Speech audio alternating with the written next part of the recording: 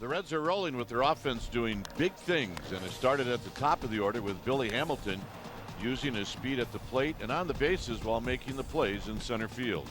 Johnny Cueto won 92 games in 8 seasons with the Reds, and today he tries to be the stopper for a Giants team that's lost 2 straight. Final game of the series next.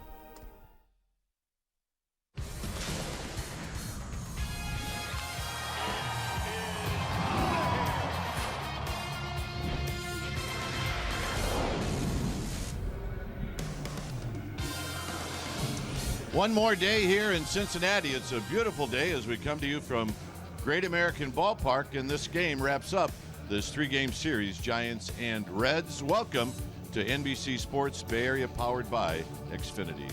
Hi again, everybody. I'm Dwayne Kuiper. Alongside me is Jeremy Affel. Well, it's been a couple of long games for the Giants, 2 really ugly games. And what the Giants need to do, a couple of things, is one, they need to score some runs, which they're very capable of doing, and they need to get a great stop job from Johnny Cueto, which he's capable of doing. He is. He pitches exceptionally well in this ballpark. He's got 48 wins here. Played a long time against these guys. He knows what he needs to do against them. He needs to do the shimmy. He needs to do the shake. He needs to keep him off balance. He needs to keep Hamilton off the bags.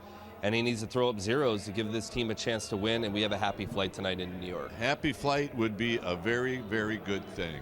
Cueto, what he looked like in a Reds uniform and now in a Giants uniform. Stay tuned.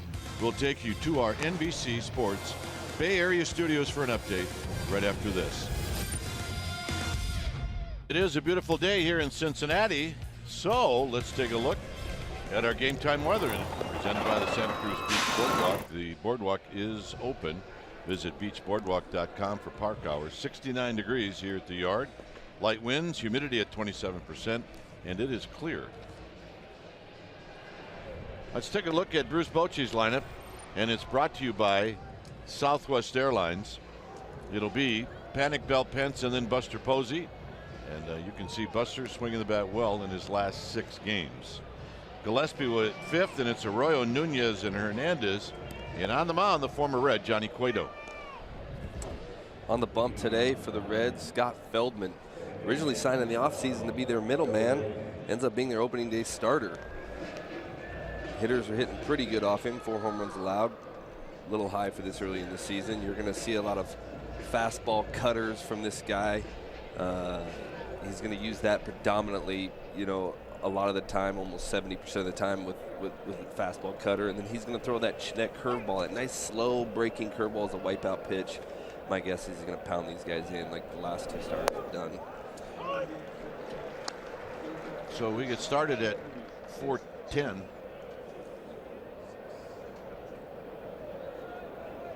So here's Panic. No balls and 1 strike to Joe Panic, who takes high and wide. Joe on the year is hitting at .293. He's got a home run. He's got 9 driven in, and he's 1 game away from headed back home. Here he fouls it out of play. It's 1-2. Just a brief recap. On Friday, the Reds won 13-3. And yesterday they won 14-2. So that's what's happened in the first 2 games in this series. It has made the manager very unhappy. What's a 4:10 game? Is that an afternoon? It's not afternoon. It's not even mid-afternoon? Yep. Defense for the Reds this afternoon, this mid-afternoon game. Pretty much same as the first night. Left to right, you have Jeanette, Hamilton, Schebler. First base, you have Votto. Second, Peraza. Cozart playing short. Suarez at third. Feldman obviously on the bump, and then Barnhart catching this afternoon. Here's Belt hitting .243 with 4 home runs, 14 runs batted in, and he takes high. Belt in the series does not have a hit. He's 0 for 7.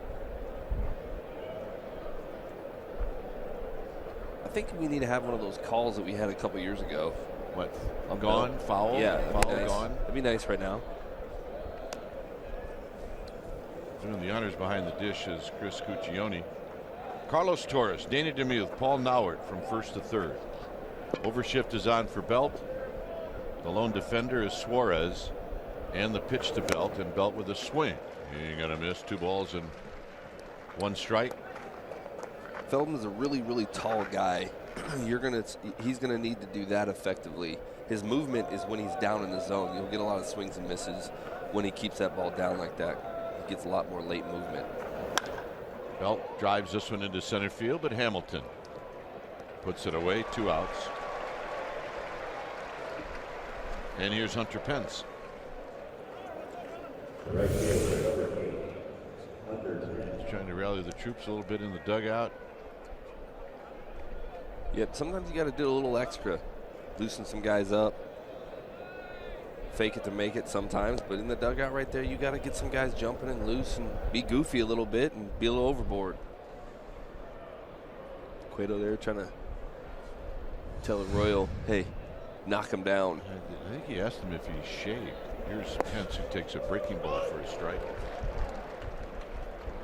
Pence is hitting .254. He's got 2 home runs, 13 runs batted in. And Pence does not have a hit in this series. As Feldman deals, and Pence rolls it foul. First base side as it kicks up against the tarp, and the lefty with a nice play. He's made that play before. Giants come in with a record of 11-20. The Reds are 16-14. Pence behind in the count. Posey waiting in the wings. And that will end the inning. It'll be Hamilton, Cozart, and Votto coming up. Here's their lineup, and it's brought to you by Southwest Airlines. It's been a very tough lineup for the Giants to pitch to, led by that guy, Billy Hamilton.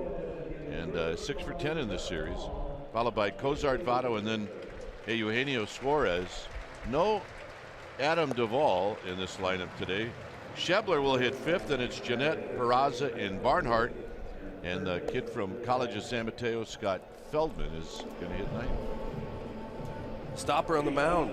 Johnny Cueto this afternoon for the Giants. Numbers not really up to par for him, but 6 home runs is a little alarming, especially coming in a park like this, but I think he'll make the adjustment. His fastball usage looks high at 50%, but he because of how he shimmies and shakes and does all the different, arm angles and pitching, he kind of rushes, stops, goes. He kind of messes with guys with that high fastball percentage, makes it 2 or 3 different pitches. Pretty much going to throw his changeup to get guys out. Hamilton takes a strike. You see Chris Guccione calling a pitch that hasn't been called at all in this series, and that's the high strike. Interesting fact on Cueto, with all the movement he does at the major league level, surprising 70% of his strikeouts come on that fastball, and that's because of that stuff right there. The turn, the shimmy, the quick pitch, just keeps guys off balance. That fastball comes at 3 different speeds, even though it's the same on the radar gun. It's 3 different speeds in the eyes of the hitter. And there's a strike. So if Cueto does have a blister issue, what pitches would that affect the most? It depends on where the blister is.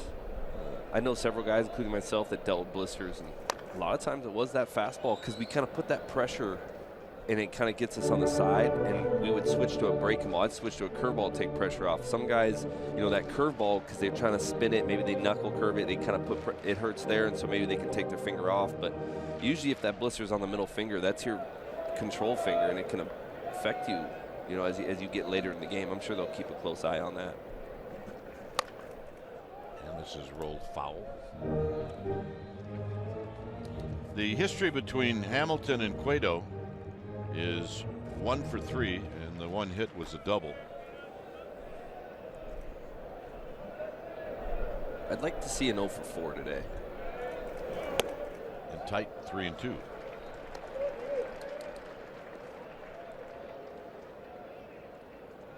So what Hamilton has done in this at bat is he's fouled off a couple of pitches to get it to 3-2. And this is hit on the ground, and it's off of Arroyo, and Hamilton is aboard.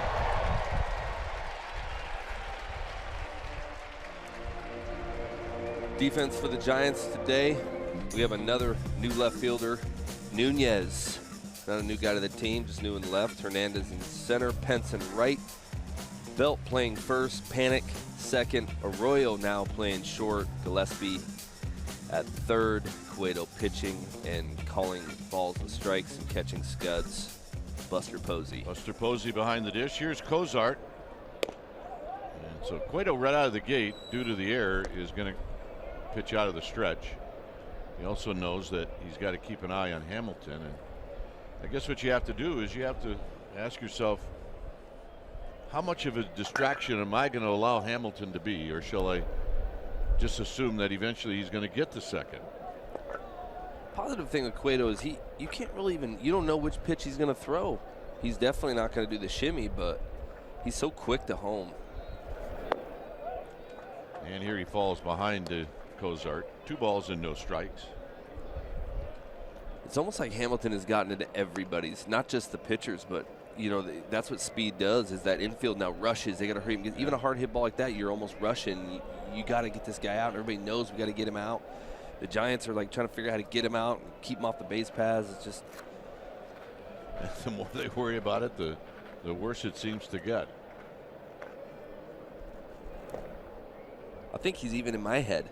Yeah, well, there's no doubt that he's affected everybody in this ballpark, to some in a negative way, to others in a positive way. Outfield straightaway for Cozart, who's off to a really good start.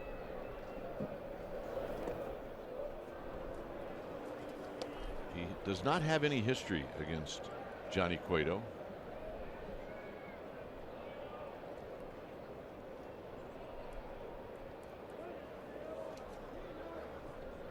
So Cueto now has to come in. He doesn't really want to go to 3-0, and it's 3-0.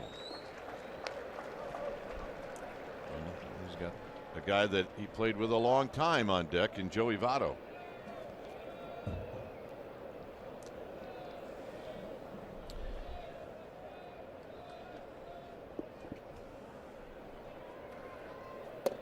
And a strike. The Reds have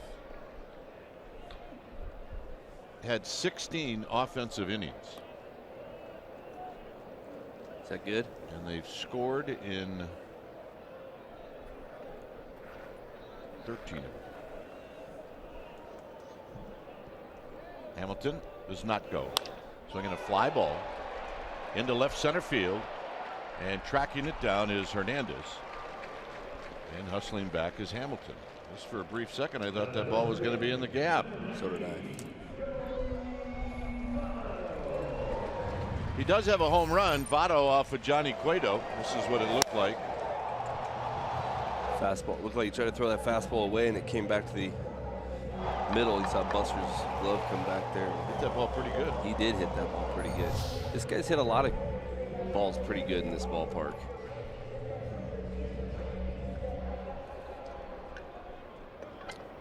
He's hitting .279.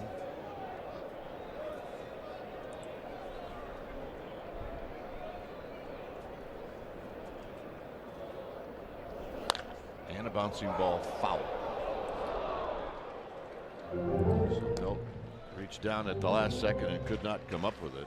Tides are turning right there. Now you think? Last 2 games, that ball was fair. Right. Everybody's running. Votto had 2 hits last night. He had 4 walks in the game on Friday. He is an on-base percentage machine.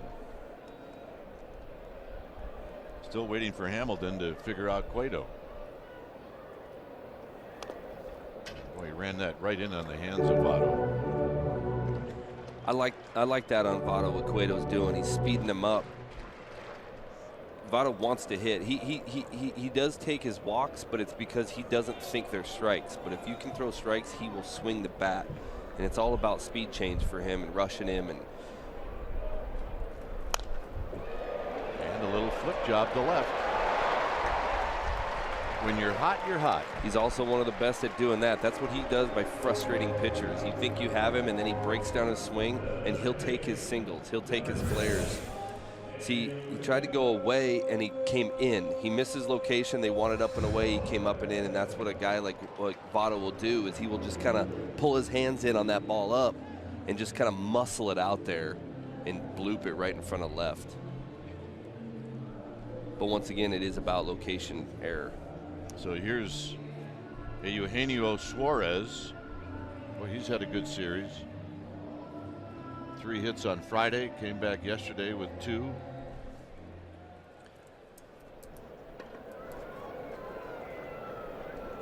I think this is where you're going to look for Hamilton take third. And strike at the knee, says Chris Cuccione. Well, Joe Panik will do the best he can to try to keep Hamilton close.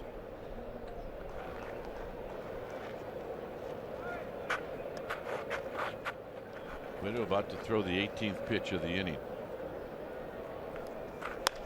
And this is a base hit into right field. Hamilton is going to score, and the Reds on the board. It's 1-0.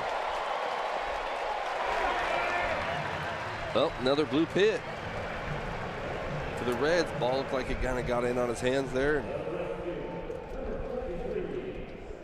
Dropped in again. Last pitch here from Cueto. Buster sets up in. It caught inner half. Leaked out a little bit. Yep. So here's Schebler. Schebler hitting at 245. He's got 8 home runs, 19 driven in.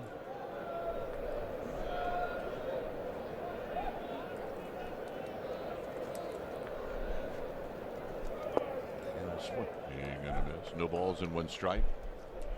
Edwards got only 2 at bat history against Cueto. He's got a hit. Started on Friday night.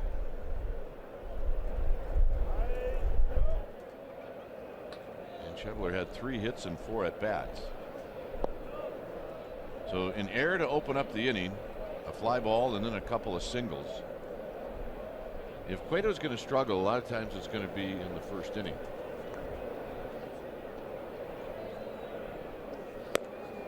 Oh, and 2. Kind of a normal thing for really good starters. It's always a thing, hey, if you're going to get to him early. Kershaw's the same way. If you're going to get to Kershaw, you have to get to him early. Once he gets on a roll, it's lights out.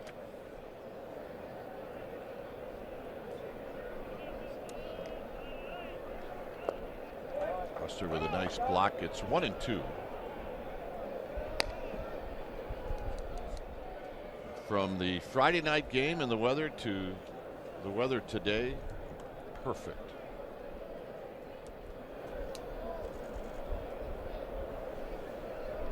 And a little bit of an odd start, a 4 o'clock start, due to a marathon that started very early this morning in Cincinnati. The Flying Pig Marathon, the end of the race is right about where we got dropped off by the entrance into the park, and they had a big sign there that said the finish line. It took us a little while, but we all finally figured it out. 2-2 pitch. Swing! Gonna miss. He got him. They had bacon there instead of water for everybody. Bacon juice? Yeah. Here's Scooter Gennett. Last few pitches, started him off with a breaking ball, then he went up, and then he went down, and then he went up, and then he went down. You saw that right there, his off-speed pitches he's going to utilize, and he's starting to see it. He'll make the adjustments as need be, but changing eye level is a big part of pitching. It's a big part of what Johnny does, and he's going to have to do it against these guys today. And he starts out Gennett with a fastball in. And if you feel you can't do it, you know, with the fastball alone, which he usually can do, you have to do it with a breaking ball. If I need to go down, I'm going to go down with my curveball, because right now that's my best chance of getting that pitch down in the zone. So he's unhappy now that he's missed a couple of times. Gennett is 2 for 11 in his career against Johnny Cueto. He's the one hitter in this lineup that has had more than 3 lifetime at bats against Cueto. And this is driven to right, and it's going to fall. Votto is going to score, and to third goes Suarez, and it's 2-0.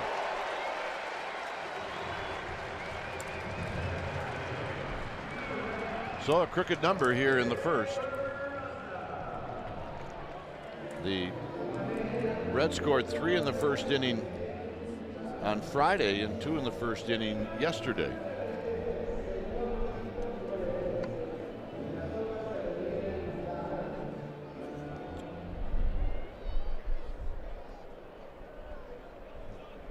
(14 of 17 innings).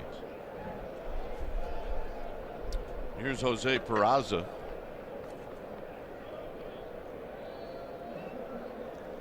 Foul back. Peraza had a pretty good rip, and it's 0-1.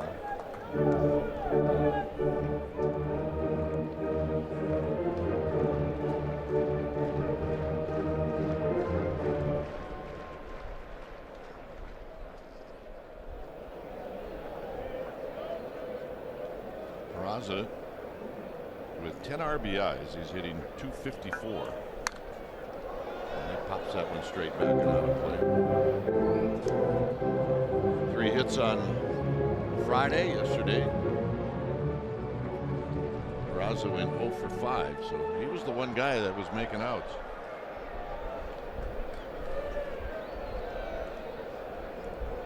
Behind in the count, 0-2.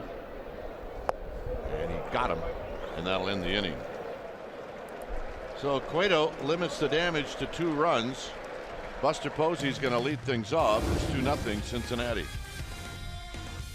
NBC Sports Bay Area is brought to you by Kelly Moore Paint. Go where the pros go. Kelly Moore, the painter's paint store. So here at Great American Ballpark, it's a 2-0 lead for the Reds, and Buster Posey's going to lead things off. Posey, Gillespie, Arroyo facing Scott Feldman, the kid from Burlingame, and there's a call strike to Buster Posey. Buster had 3 hits on Friday night. Came back and went 1 for 2 yesterday. He takes a bit outside. Gillespie on deck.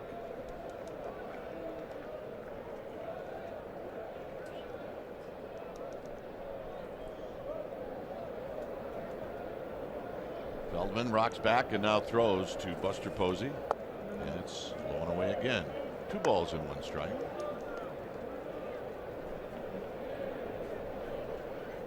Drafted by the Rangers. That's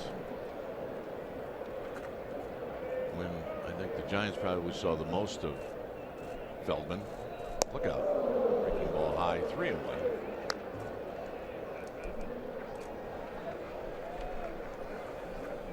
That'll wake you up. Yeah, even if it's a breaking ball, it's still anything that's coming right at your ear, it does wake you up. Seen 3 fastballs outside. All of a sudden that pops up at your ear hole. Was he out of play? This one headed to the upper deck. Here's our Togo's big play the Togo's way. June 9th, 2010 against the Reds. Buster Posey gone. First career home run, and he hit it off of Aaron Harang. Little did we know what was in store for that young man after that. I just stare at his hair. See his hair? It's like a dirty Q-tip. Foul out of play.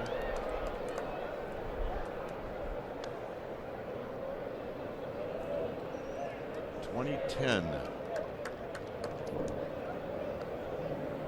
Buster took over for Benji Molina, and things changed. And it wasn't so much that changed because Molina wasn't there. It was just how well Buster did when he showed up.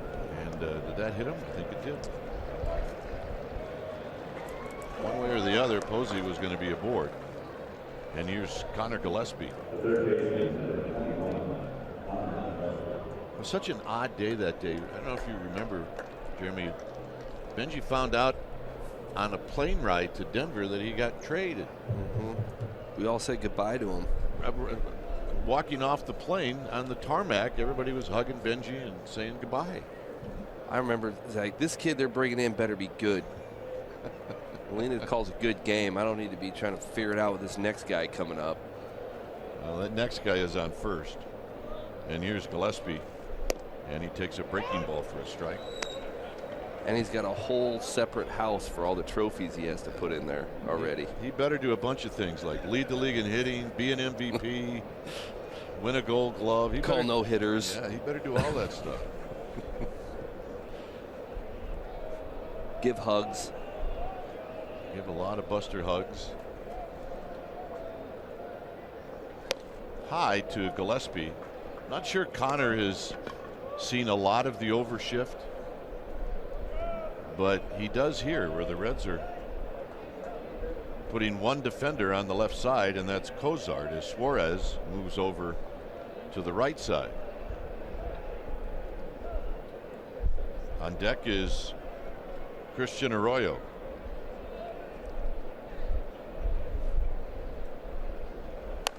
Out of play. It almost looked like Connor Gillespie was trying to go the other way. By the way, the whole Benji thing, I think he found out, like on social media, that it had leaked out that he was going to be traded. Yeah, it's probably Baggerly. Yeah. When in doubt. Yeah, it's Baggerly's fault. Blame Baggerly. 1-2 to Connor Gillespie. Scott Feldman. Throws. Breaking ball low. Pretty good take. 2-2.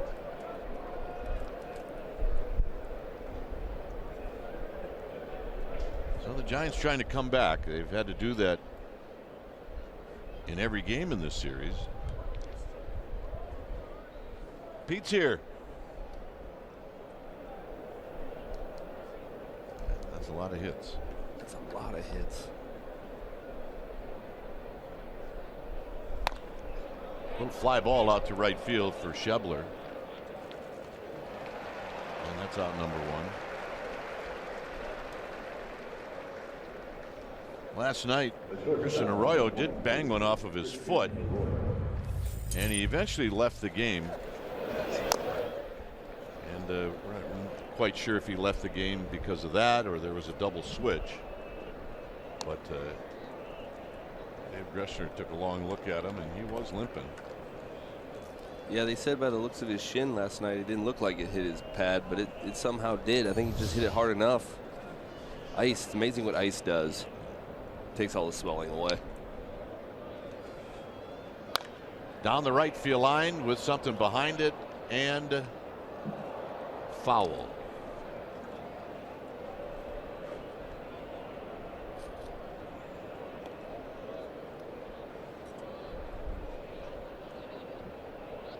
There's the foul pole that at one point was invisible a couple of years ago. I think they painted it yellow for you. There's the 0-1 pitch to Arroyo. Breaking ball, slowly hit. Cozart, that's one. Not in time. Solid effort right there.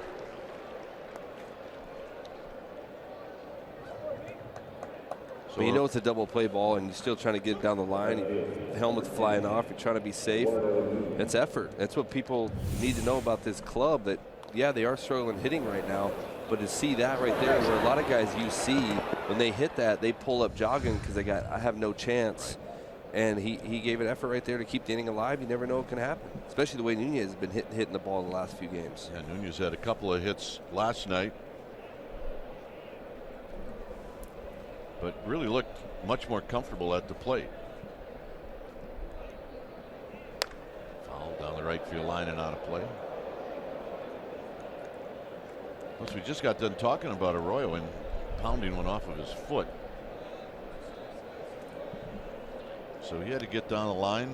Hey, at 21, you can bounce back a lot easier than if you're 31 or 41. Amazing. Yeah, here's a snap throw to first. Yeah, you've got the magical date, right? Or the magical year? 30. I'm telling you, 30 years old. Everybody makes fun. Oh, 30, blah, blah, blah, 30, 30. When you turn 30, especially as an athlete, the day you turn 30 on your birthday, you get up out of bed and your back immediately goes out. Or a knee, whichever. But one of those two, the knee or the back, immediately you just fall to the floor. 1 ball and 1 strike to Nunez.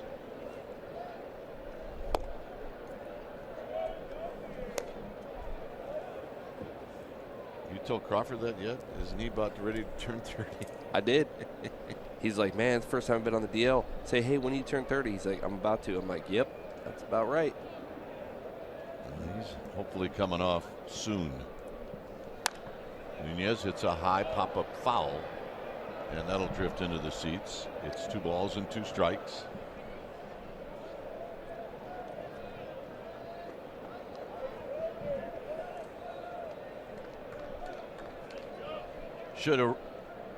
Should Nunez extend the inning, then it'll be Gorkis Hernandez.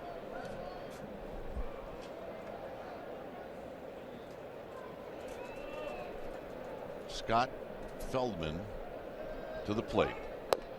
Just outside, 3-2. Good take. It's a good pitch, too.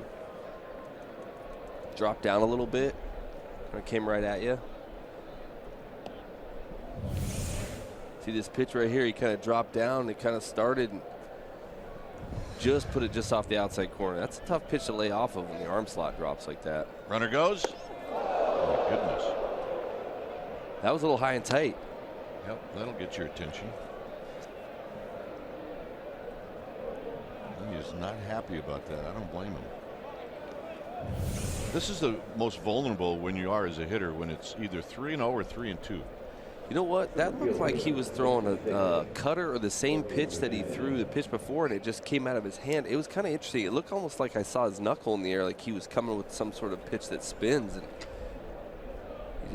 it backed up on him. But you want to move some feet. He did. He did. Here's Hernandez.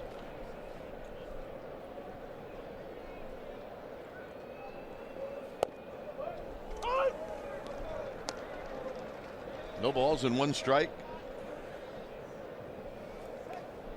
Gorkis may look back in this at bat and think that may have been the best pitch to swing at. Kind of how it goes in these scenarios for really offenses. It really does.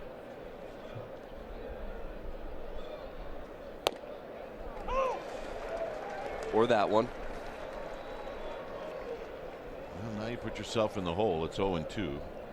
Arroyo's at second. Nunez is at first. We're in the bottom of the 2nd inning. Giants trying to get out of town, have a happy flight, and then take on the Mets tomorrow night. But first, this 0-2 pitch. 1-2.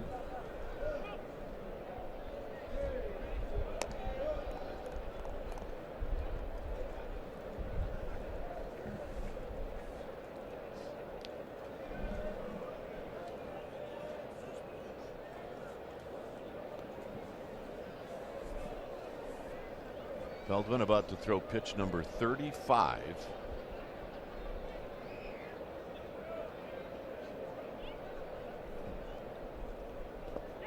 And that'll end the inning.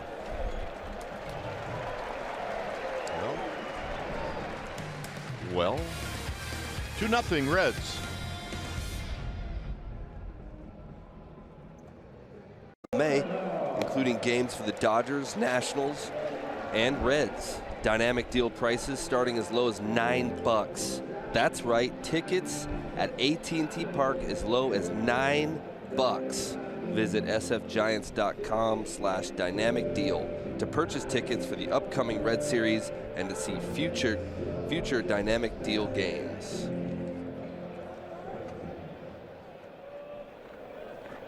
All right, we've got some loyal Giants fans here.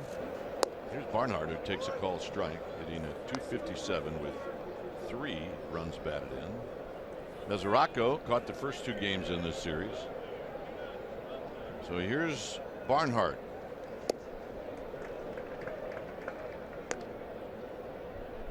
On deck is Feldman and then Billy Hamilton. Here's a shot up the middle. Arroyo. Got him. Nice play. It is a nice play. That's a great play. It's like a vacuum. It was like Hoover out there.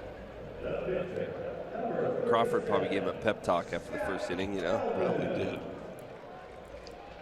You're fine, kid. You're going to get another rocket right at you. Just make up for it. All right, no problem. And he did.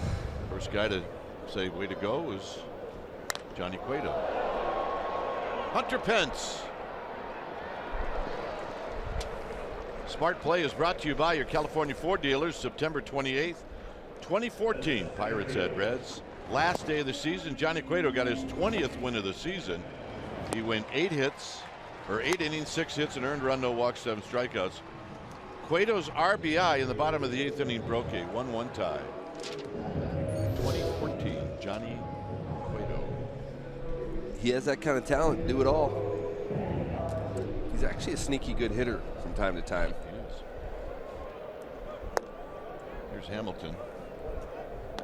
Hamilton's been so good that they've named a play after him.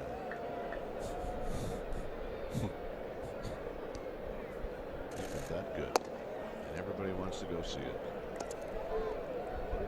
Your son and daughter-in-law went and saw it, right? Saw it yesterday, yep. Dad was on TV right at the same time the show started, so the priorities clearly are not where I'd like them to be. Well, he had an earbud in the MLB app running, right? Very nice of you to try to stand up for him, but that's not happening. 2 balls and 1 strike.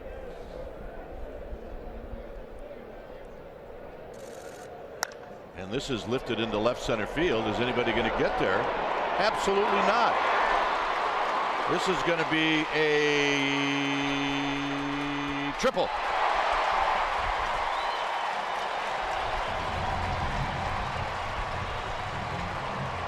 I mean, eventually you got to just say, wow. You know, like, silver lining is there's 2 outs at least, right? Try to keep him from scoring. Absolutely. I mean, it didn't really matter whether he was going to be on first, second, or third. This is triple number 3, by the way, in the series. And that ball was up. Buster wanted it down and away, and he kind of threw it middle up. For whatever reason, our guys, you know, as of late coming into here, they just have been, no matter where Buster sends up, they tend to pull it to the middle. Either it runs back or it gets pulled over, but we're just missing over the white part of the plate, the majority of the white part of the plate, just too much. Cozart hit a fly ball to center field.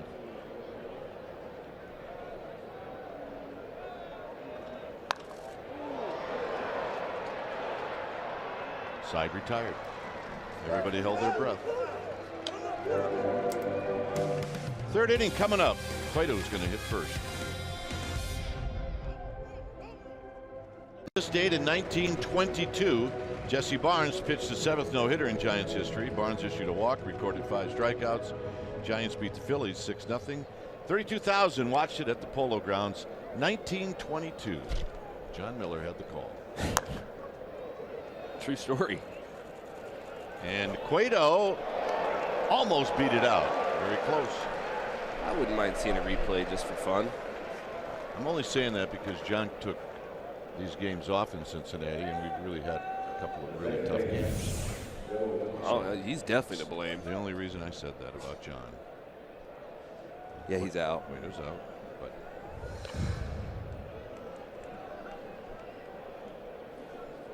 so 1 out, and here's Panic. Johnny said, I ran hard to first. I'm going to walk slow back to the dugout, and Joe Panic now is going to step out and give him some time. That's right. Sometimes if you sweat too much, the ball gets slippery. So here's Panic. 2-0 Reds. 1 out here in the 3rd. And the first pitch is high to Joe Panic, hitting right now right at 290.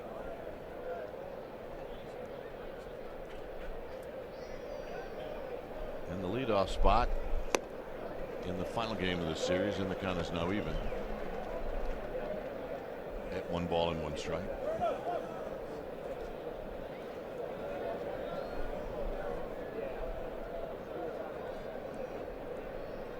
Feldman about to throw pitch number 39. Here it is.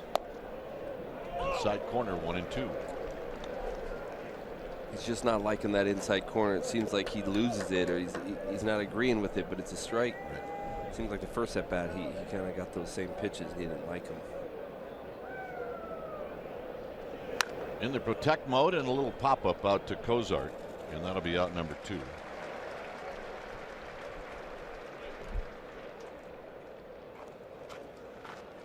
And here's Belt.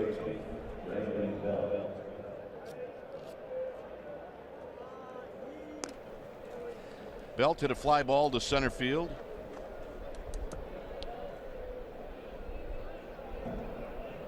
Right now trying to get something going with 2 outs. Giants have had 2 base runners. They do not have a hit off of Feldman. And Feldman is using that curveball to some of these left-handed hitters to steal a strike. He's stealing strike 1.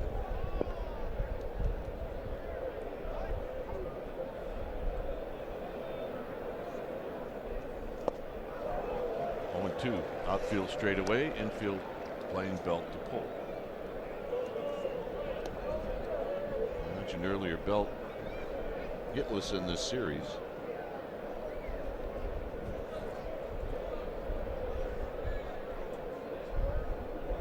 As Feldman looks into Barnhart, and the 0-2 pitch is high. 1-2. Pence following. Reds are playing pretty good baseball. The word when the Giants came into town was they can hit, but their starting pitching has been a bit iffy. As Belt skies one to left, starting to carry, but Jeanette is there, and he'll make the catch, and that'll end the inning. Well, they've hit, and the starting pitching has been pretty good. They have, and it has. 2-0 Reds. An anniversary is Sunday, May 14th, Mother's Day. Bring her out to the ballpark as the Giants take on the Reds. The first 20,000 fans will get a Mother's Day expandable tote bag, courtesy of Nestle Dryers Ice Cream. Visit sfgiants.com for tickets. Here's Votto, 2-0 Reds. Votto 1 for 1. He singled and scored in the first. And the pitch is a belt high strike, and it's 0-1. Suarez and then Schebler. Cueto put a 0 up on the board in the second inning. What does Votto want? I think he wants a lighter bat. He just checked his. It doesn't look very good. Yeah, velocity was too high. He went with a lighter bat. But he didn't wait around. Jumps right back in the box. It's no balls and 1 strike. I'm sure that there's massive amount of respect between Votto and Cueto. You have a Mother's Day gift yet?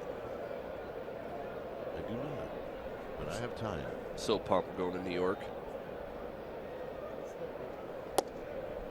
So it's 2-1 to Votto. Yeah, you should not have a hard time finding something in New York. That Chicago, great towns to pick up something. 3-1.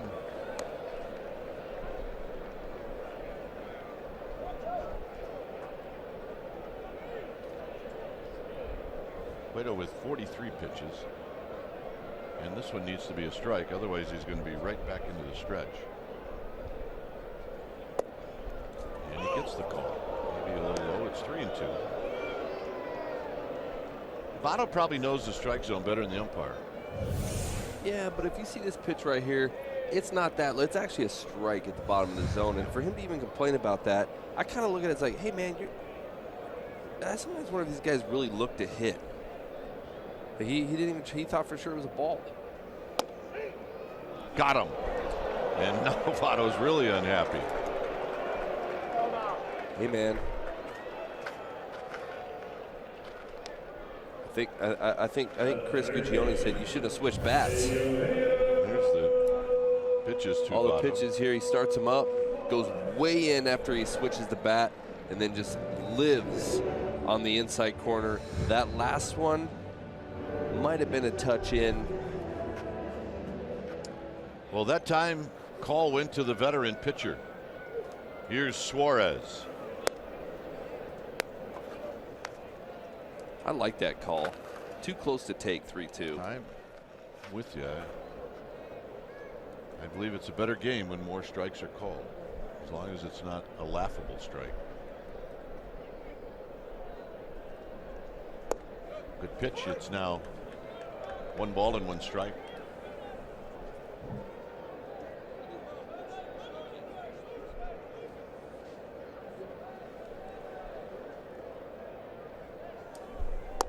tight.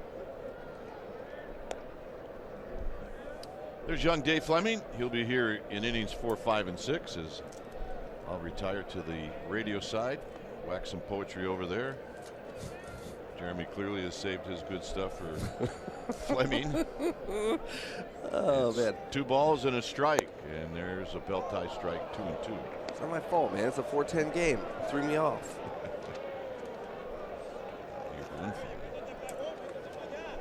He's moving feet this game, which I really appreciate after the last two games where these guys have gotten a little too comfortable in the box. I like how he's kind of making these guys move around. He's punching their hips out. He's making feet dance, bodies move. He's not letting them get real comfortable. That's what happens when you do that. That's You can now stream the Giants on the go on NBCSportsBayArea.com and the NBC Sports app, presented by Honda. NorCal Honda Web Drop.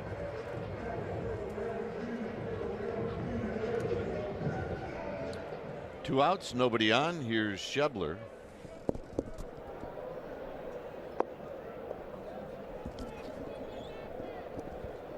Takes a ball, 1 ball and no strikes. We're in the bottom of the 3rd. The Reds scored twice in the 1st inning. Giants don't have a hit. They've had a couple of base runners, but they do have the big fellas coming up. High and deep to right. Hentz is going to watch this one go. Gone. Shebler with his 9th.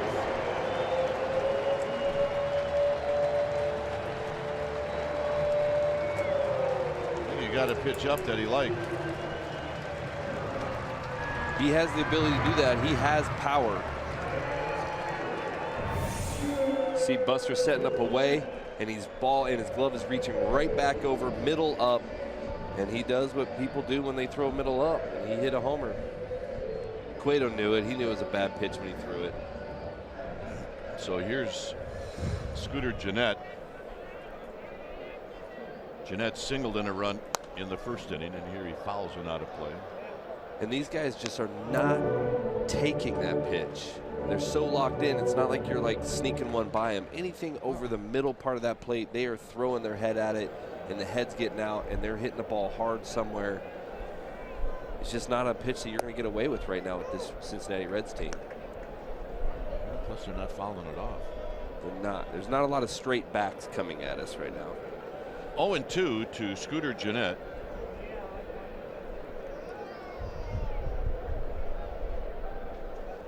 And the next pitch is wide. 1 ball and 2 strikes. This is a ballpark where if you get it, especially in that area, up, it's going to go. And that one did not need any help anyway. But it is in that jet stream. There is that jet stream that comes right kind of just to the right of the dugout for the Giants. Blows out to right. Well, Cueto strikes out the side. Reds on the board one more time. Dave Fleming will be in. I'll see you back here in the 7th. It's 3-0 Cincinnati. Cincinnati at the Great American Ballpark. It's 3-0 Reds. Dave Fleming joining Jeremy Affelt now on the television side. Well, you and I were down in Bruce Bochy's office before the game. The message from the manager, hey, look, there's no magic formula. You can't scream and yell. You got to just start playing better. So we'll see if the Giants can begin to do that here. Seeing Scott Feldman for the 2nd time and playing from behind. Yeah, there's no hitter going on. I think I need to try to jinx that if I can. Yeah, they have not had a hit yet. They've had some base runners. Scott Feldman, who, I mean, the last start out was rocked. Otherwise, he has been pretty good this year. Pence takes a ball. Guy's been around a long time. I know you guys were talking about his Bay Area pedigree. Yep. Burlingame, right? Burlingame High. CSM. He is a College of San Mateo Hall of Famer. Wow. He's in the Hall of Fame. It's a pretty distinguished group. Yeah? It is. Who else is in there? Bill Walsh would be one. How about John Madden? You like John Madden? Wow. That's another one. Baseball, Daniel Nava, who's a big leaguer. That's right. Been a big leaguer for a while. The Phillies now, is that correct? I think he is, yeah. So it's distinguished company. Hunter Pence can hit a homer off a Hall of Famer. That is a fact. How about a base hit? Will you take that? Jinx. See that? No hitting jinx. It works. See, you guys as players, you always blame the announcers. We try to think we just don't have anything to do with it. We're just trying to describe what's happening in the game. But well, if it's against the Giants, I will be happy to take the blame. Yeah. Well, the Giants needed that. And hey, look, that was not exactly scalded, but they'll take a hit. And now the guy who's had the best at bats this series comes up for a second time. Buster Posey had the best at bats this series and this season. Ball one. Yeah, the top of the order has been a little bit of an issue getting on. I think that's been a big part of the problem this series. So getting guys on for a guy like Buster, the way he's swinging the bat, has to be a key to the Giants' offense right now. Posey, the bat goes flying. The pop-up goes into the dugout. My goodness, hopefully everybody's all right. Looks like hitter. She had some time, but I think it's almost like she ducked right there. But I think she's all right. I would duck too. Yeah. I'm not going to lie. Good hitters throw bats in the stands when they hit. Kind of like somebody I'm sitting next to. Yeah, so that's a sign of a good hitter is when you can be comfortable enough to just all of a sudden let the bat fly every now and then. You're not supposed to grip the bat with a death grip, right? That's right. Nice and gentle. Bat speed's way quicker. Way quicker. And the good news is everybody's all right. That is a little scary when that thing starts helicoptering toward the seats. And you tend to freeze too because you don't really know what to do. It is helicoptering, so you don't. It's not like you can reach out and grab it. You just duck. 2-1 to Buster Posey. Well, you bring up the point. I mean, look, the top third of this lineup: Panic, Belt, Pence, and then yesterday the combo was Tomlinson, Belt, Pence. That's the first hit in this series from anybody in the 1, 2, 3 spots. That's hard to believe. Yeah, and you see the Reds are scoring a lot of runs. They're getting some even some hitters from off the bench that have been getting some knocks. But if you see any kind of consistency, Hamilton's always on. He's been on base every time almost. You know, Votto's been hitting well, drawing walks, and they just have the top of their order up and causing problems on the base paths. 2-2 to Posey. Buster fouls it back. It changes the way you pitch if runners are on base, particularly if you get some speed on base. Yeah, anytime you have to change up your speed home, your delivery time home, anytime you have to quick step, slide step, whatever, your timing has to be that much better or your pitches are elevated, and that's when a lot of damage gets done, and that's what's been happening. 2-2. Posey tried to wait on that curve, skies it to right. Schebler for out number 1.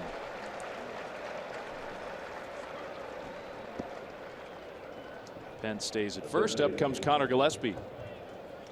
Well, you mentioned it, the Reds. I mean, they've gotten contributions from everybody. Starters, guys coming off the bench, their backups. And that's where even a guy like Connor getting a chance to play today. If some of your big guys are struggling, get a spark from Gillespie. And his numbers are down from last year a little bit, but he hasn't gotten as many at bats as he did last year either. And he to me has always been a really good off the bench hitter, but at times you have to have consistency to kind of put up certain numbers. And that could be 2, should be 2. It is 2. So the Giants get a hit, but don't do anything with it. Middle of inning number 4, it is 3-0 Reds. Presented by the authority of the San Francisco Giants and may not be reproduced or retransmitted in any form. And the accounts and descriptions of this game may not be disseminated without the express written consent of San Francisco Giants Baseball Club, LLC. So the happy hour with Greg Papa, Ray Ratto, and Kelly Johnson on weekdays on NBC Sports Bay Area. The Bay Area Sports Talk just got a bit more interesting because of the weekdays with Greg Papa, Ray Ratto, and Kelly Johnson that bring you, yes, they bring you the happy hour. Happy times on the happy hour with 3 happy people. just bubbly. Bubbly. In fact, Mr. Ratto especially. Yeah, Ratto's super happy. Ratto. Strike one to Jose Peraza. Nobody's real happy right now around the Giants, and that's part of what's going on. Giants are struggling, obviously, and whether it's trying to grind out to bust out, break out of it. You got some hitters who are struggling. Giants could use a little happiness. Yeah, happiness would be good. What a day. Good scud right there. Changing eye level. Even Cueto can throw one. That's right. 0-2 scuds. Very effective. One thing about this series coming in, the weather forecast was so bad. We thought really there could be some actual scheduling problems. Turned out rain delay before game one on Friday, which is annoying, but no big deal. Play the game once you got it started. It was uninterrupted, and look at today. So you get out of town at least without that. Ground ball very softly hit. Cueto gets there ahead of Peraza. There is tons of correlation between a scud and a weakly hit ball. I was trying to preach it. Keep the ball down, down. If you miss right in the dirt and make Buster hockey block it. He loves hockey blocks. That's why he wears that mask, right? That's right. That's right. Tucker Barnhart, the catcher. As beautiful of a day as it is today, they got rained out in San Diego today. Yeah, that is weird. I mean, that almost never ever happens. I didn't even know San Diego had a tarp. That ballpark, it's not used very much. I guarantee it was dusty. Yeah. That ballpark's been in existence. We were there for the first game. I think it's 14 years ago. This was the third rainout in the history of Petco. 14 years. Man.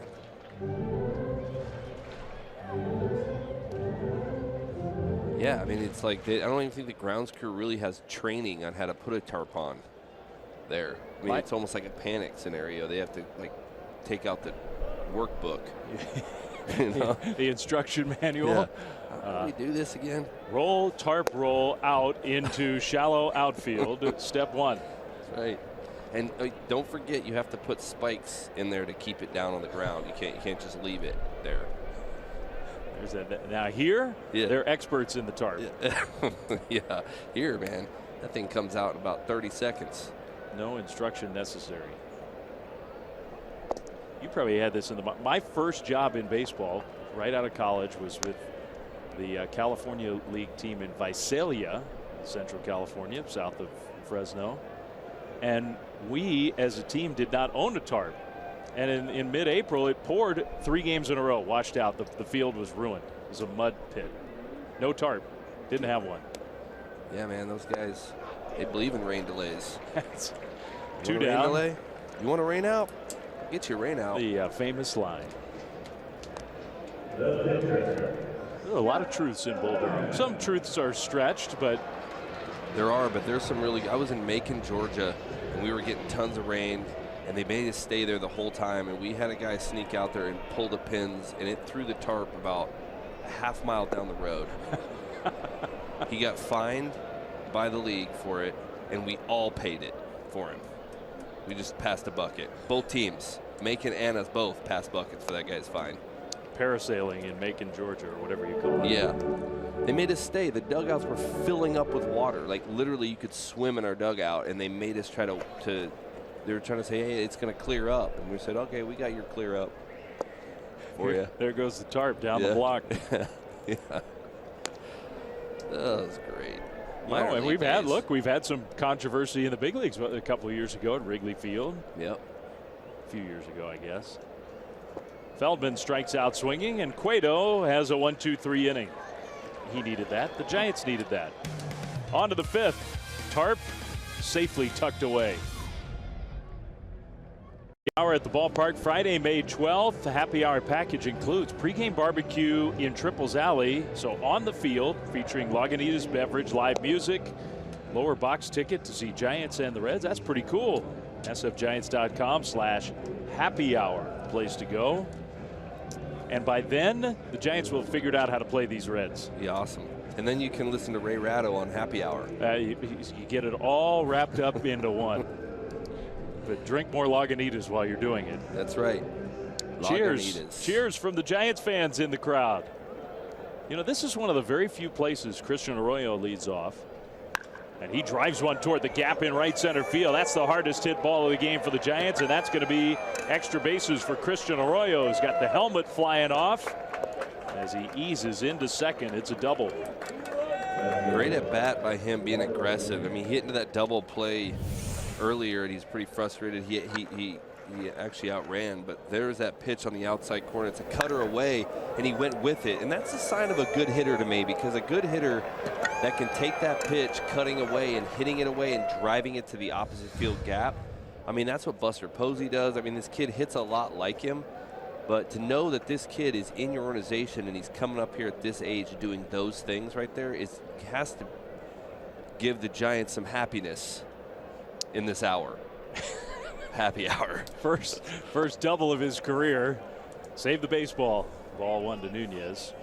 It does give the Giants happiness. I asked Bruce Bochy on our radio pregame show about give me a 2-week Christian Arroyo assessment. And he just really likes just about everything that he sees from this kid, who is still 21 years old. And the main thing, he talked about some of his tools and skills, and he's not a perfect player yet. He's still learning the game. But the lack of fear, the willingness to be up there in a big spot and grind out at bats, kind of what you're talking about. In fact, the Giants manager even said, sort of like as a parenthetical after praising Arroyo, he goes, you know, we have some other guys on our team who could learn a little bit from this kid about being real tough-minded and relishing the big. I thought that was pretty high praise. Yeah. And that's what happens to these young kids. Like they can bring that energy back to a ball club a lot of times, just to remind these guys that, hey, man, this is an exciting time to be in the big, you know, to be out here and play in a big league field, in a big league ball club, and, you know, try to play on you're playing on the best fields in the entire world. And these guys that come from these minor league affiliates, who they're definitely not the best fields. I mean, it's a boost energy when these kids come in and then play well on top of it. You see a rookie walk on the charter plane for the first time, what that's like. Walk into a big league ballpark for the first time, face a big name pitcher. Hit his first home run. You watch him open a first big league paycheck, he about falls out of his chair. It's awesome. Maybe that would be the number one. Yeah. Nunez, well, on the ground, Devado. Feldman just gets there ahead of Nunez. Different spot. That's a nice result, and maybe here it will be too. You're down 3-0. You can maybe be a little greedier than that, but Nunez at minimum moves Arroyo to third. Productive outs sometime in this situation, the way the offense has been feeling, is, hey, I'm going to take something good. If I made an out, at least it was a productive out. I moved him 90 feet away. I don't think you're going to see Hernandez take a ball. I mean, he took a ball last at bat that I felt like, you know, middle, he probably should have threw his head at. But I don't think in this situation now it's going to be the same. I don't think you're going to get a middle fastball from Feldman right here. But, you know, I think you're going to see him be a little more aggressive than he was. Yeah, you kind of have to be in this spot in the order. And he hits one to center field. Not that deep, though. Hamilton, who's going to get it? It'll be Schebler, and not deep enough to score Arroyo. That's kind of how it's been going. Is exactly right. 2 down. That's not a very good at bat. Infield's back. You hit a ground ball. You get the run home. You can do a lot of things to get the run home there. And now it's up to the pitcher.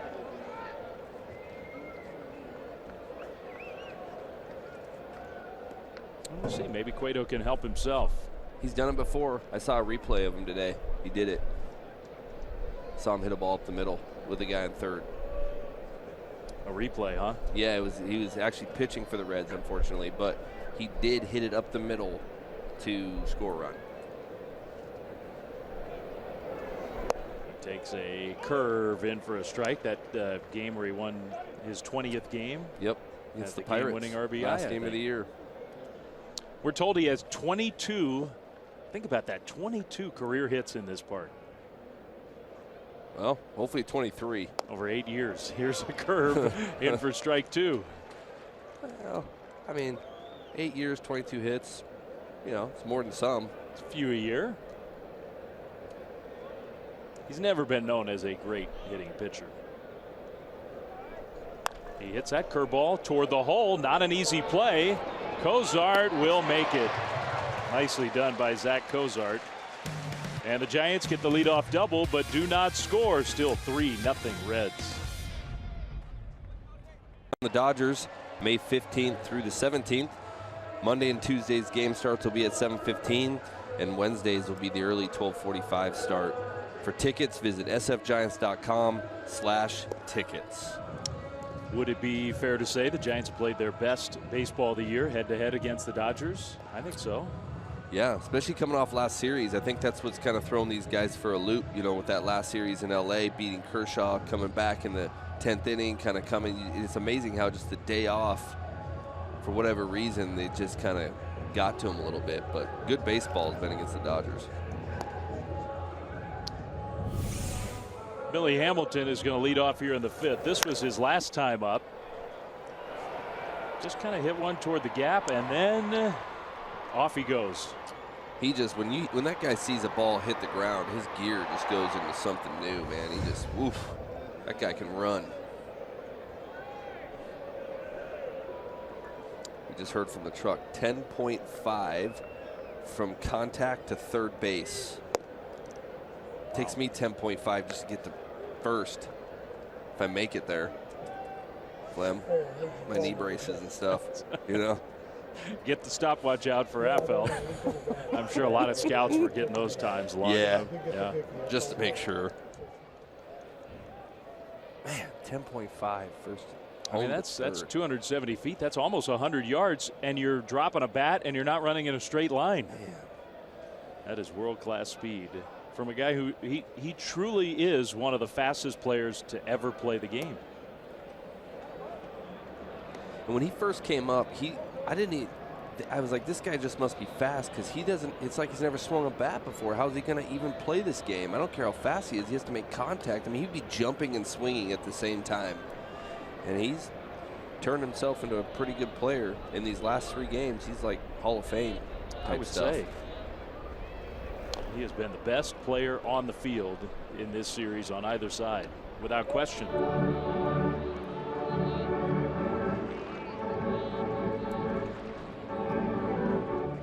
Facing his old teammate, Johnny Cueto.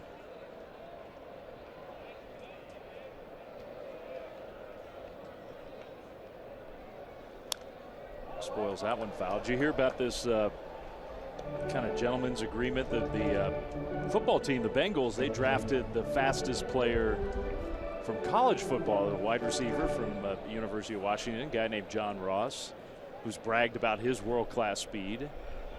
And apparently they have agreed to run a race against one another, which that sounds kind of cool. I did read about that. I'm thinking if I'm the front office from the Reds, I'm like, you know, you can go ahead and do that after the season. Blowing out a hamstring trying to race a guy and then we lose him for the year is not probably the Reds' idea of a good idea. Cueto walks him. That has happened way too much in this series. Well, Monday, Warriors Playoff Central getting you ready for Game 4. Warriors in Salt Lake City trying to put away the Jazz. 5 p.m. on NBC Sports Bay Area Plus. Papa and the gang will get you ready for the game. Trying for the sweep and trying to move on to the conference finals. Last night, the Warriors, most of the team didn't even play well, and they end up winning by, what, double figures on the road?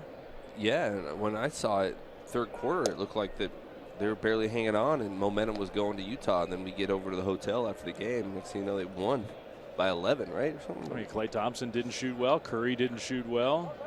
Draymond played a good all-around game, but not his sort of normal game. Win on the road in the playoffs. I mean, it's just amazing. New Giants fan Kevin Durant played pretty well. Yeah, he did. 38 points, I think I saw, right? So he had a big game.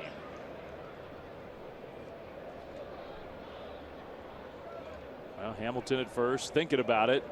Cueto might be the toughest right-hander to run against in the game.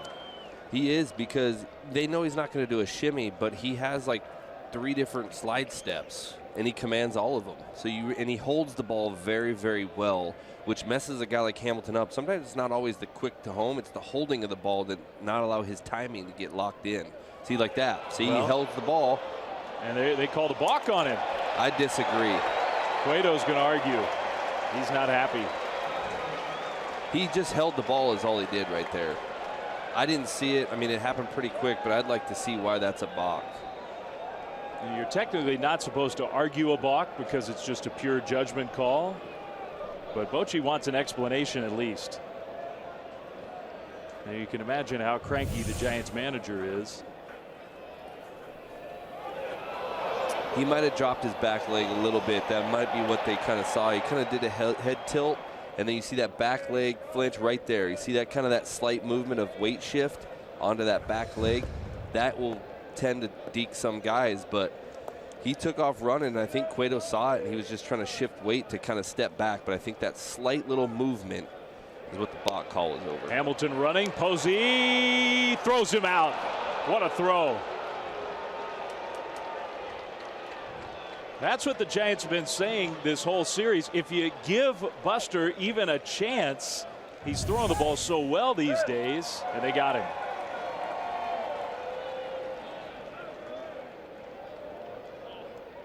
Got him right there is where they got him. It looked like I was like, they didn't get him when he slid in because his hand got there, but then he came off and Gillespie went back and he put that tag on right there. That's what's so important about watching these guys all the way through the bag. And Buster, I think, was trying to give himself a Buster hug right there on the end of the play. Right there. He needs one. Yeah. Who's going to give Buster a hug? Come on, somebody. He said, finally, I'm just going to hug myself. Cozart to left field and deep. Nunez will watch it, and it is gone. After all that, you get Hamilton, and Cozart hits one out. Frustrating as that is, and I understand it's the second homer he's given up. He's given up more homers than he probably would like to this year. I think that's the 8th homer he's given up. But it can be a lot worse if he didn't get Hamilton out right there. It's a 2-run homer. It's a fastball that he wanted away, and it came back right to the middle. It's the same thing. I sound like a broken record, I know, but that ball, it's all about location with these guys. The balls that have been hit hard by the Reds have not been like on the corners. They haven't been where you got to tip your hat. Their ball's coming right back to the big part of the plate. Our young viewers don't even know what a broken record is. Yeah. Great. Yeah, you're right. A skipping M3, P3 file. Here it is one more time. Buster set up away. You see his glove go right back. That's usually a bad sign. And catchers, when they go back to look at video, when you see the glove sit there on the outside and then he has to move back over his body, across his body to the middle of the plate, that means that ball is going right to the middle, and that's nitro zone. It's tough. It's the old Zach Greinke story with you, right? When Greinke was a rookie. Yeah, there is an interesting story on that guy. I kind of want to tell him next time he gives up a homer, I want to tell him the story. He should have went way further than that. I was sitting on the bench, and I was kind of ticked off about a homer that I thought was a good pitch. And he looked at video, comes back, and he says, hey, man, I went and looked at it on video. The catcher's glove moved back to the middle of the plate. The ball actually should have went way further than it did. And I looked up at Zach, and I everything in me not to cause a scene in the dugout. He was what? He was 21 years old or something like that? I mean, yeah, something like that. I actually asked if he was of legal age to fight because I kind of wanted to not get in trouble. What a teammate. Yeah. No, Jeremy, actually, that was a horrible pitch. I looked at it. Yeah. Way further. Should way further. Suarez strikes out swinging, but the home run, another run for the Reds. Panic, Belt, Pence, and then maybe Posey coming up. 4-0 Cincinnati. Our next Giants telecast, 4 p.m. Pacific time. Hour-long pregame live begins at 3 p.m. on NBC Sports Bay Area. And, of course, this year you can stream games on that NBC Sports app. Tomorrow, Giants-Mets starting a 3-game series in New York, where all is not well with the Mets. Giants are having a tough weekend. Panic, good play, bunts. Feldman will get there, but not in time. Panic beats it out. Close. I'm sure the Reds want to look at it. But a bunt hit for Joe Panic.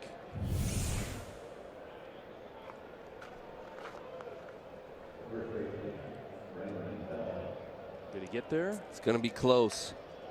They want to look. They want to look. They do.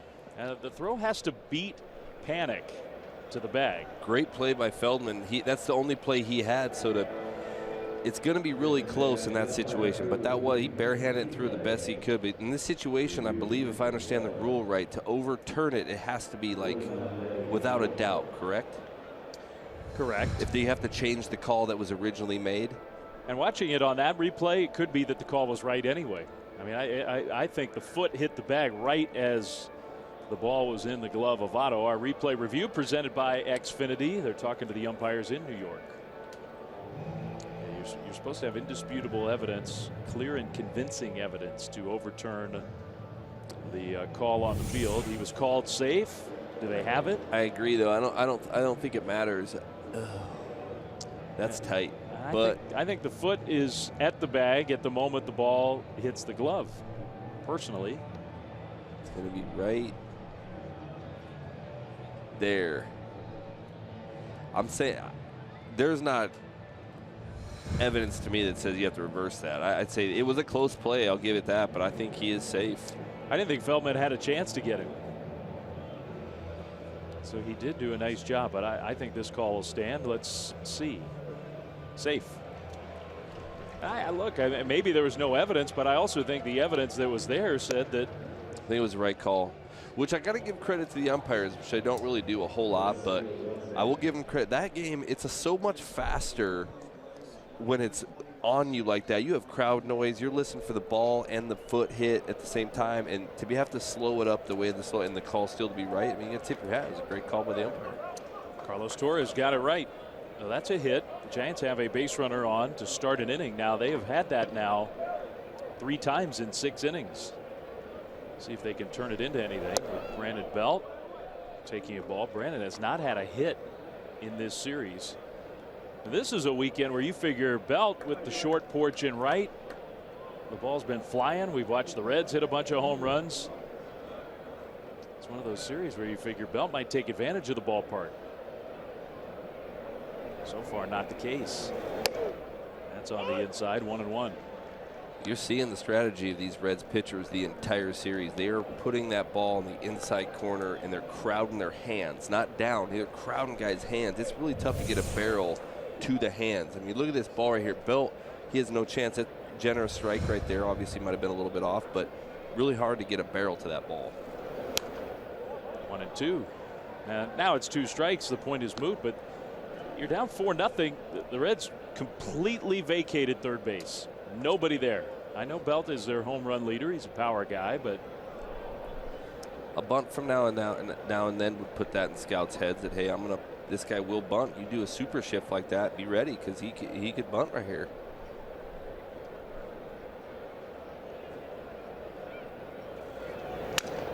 And aside from any future benefits, which you could get some, the Giants need base runners. It's the 6th inning. They're down 4-0.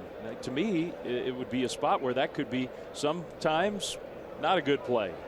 In this instance, I don't know. I think we're seeing more of the power hitters in the game. We saw Bellinger do it against the Giants. We're seeing Anthony Rizzo do it a lot as an example for the Cubs. If you're going to give them the hit, they're taking the hit. Yeah, it's a philosophy thing, I think. It just depends on what Bochy and Bam Bam and Belt and all these guys have as a hitting philosophy. I don't see a lot of downside to putting a bunt out there if you can do it. And for Belt, it's all a matter of execution. But you do need base runners. You do need runs. It's just a matter of how you want them, homer or just get guys on for Pence. In the dirt, 2-2.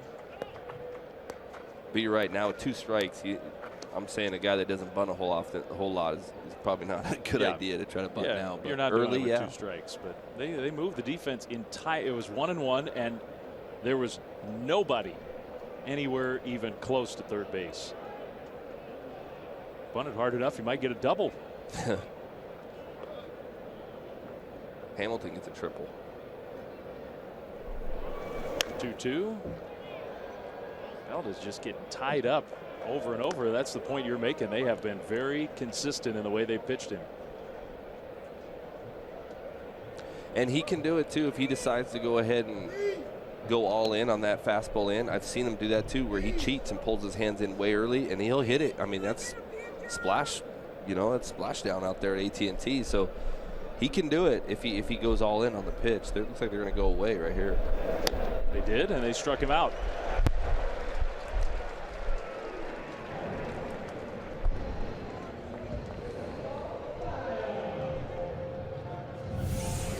You see all these pitches, they start him out on a break, he wanted away early, but then eventually they just started setting up in and just kind of pounding him in, and then he threw one curveball back foot to see if he could get him to chase, pounded him in again. And when you get those eyes just all in, and you throw a ball away, it's hard to then react to the ball away when you have to be conscious of that ball in. That was Feldman did a good job pitching to Belt right there, unfortunately. Strike one to Pence. Panic at first, one out.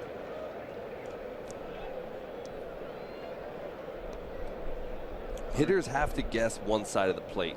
A lot of times they can't just react. They have to say, I'm an educated guess that if he throws me a fastball, I'm looking here. So if you got guys looking in, it's very difficult for them to look away and hit a ball away when they're looking in. They have to foul it off, maybe get lucky enough to foul it off on a reaction. But you have guys looking in like that. That's just a perfect pitch. If he leaves it middle to Belt right there or kind of inner half, it's probably a different story.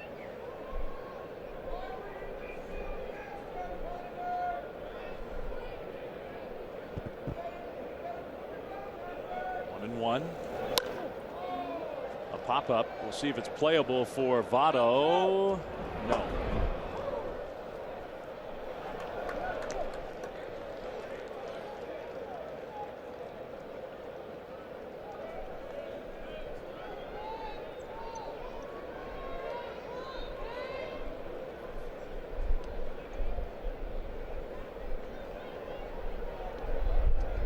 Has got a couple of home runs. Had a big one on this road trip against Kershaw in LA.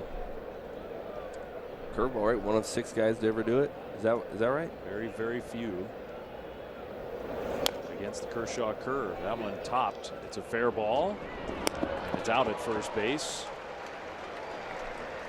Panic to second, 2 down.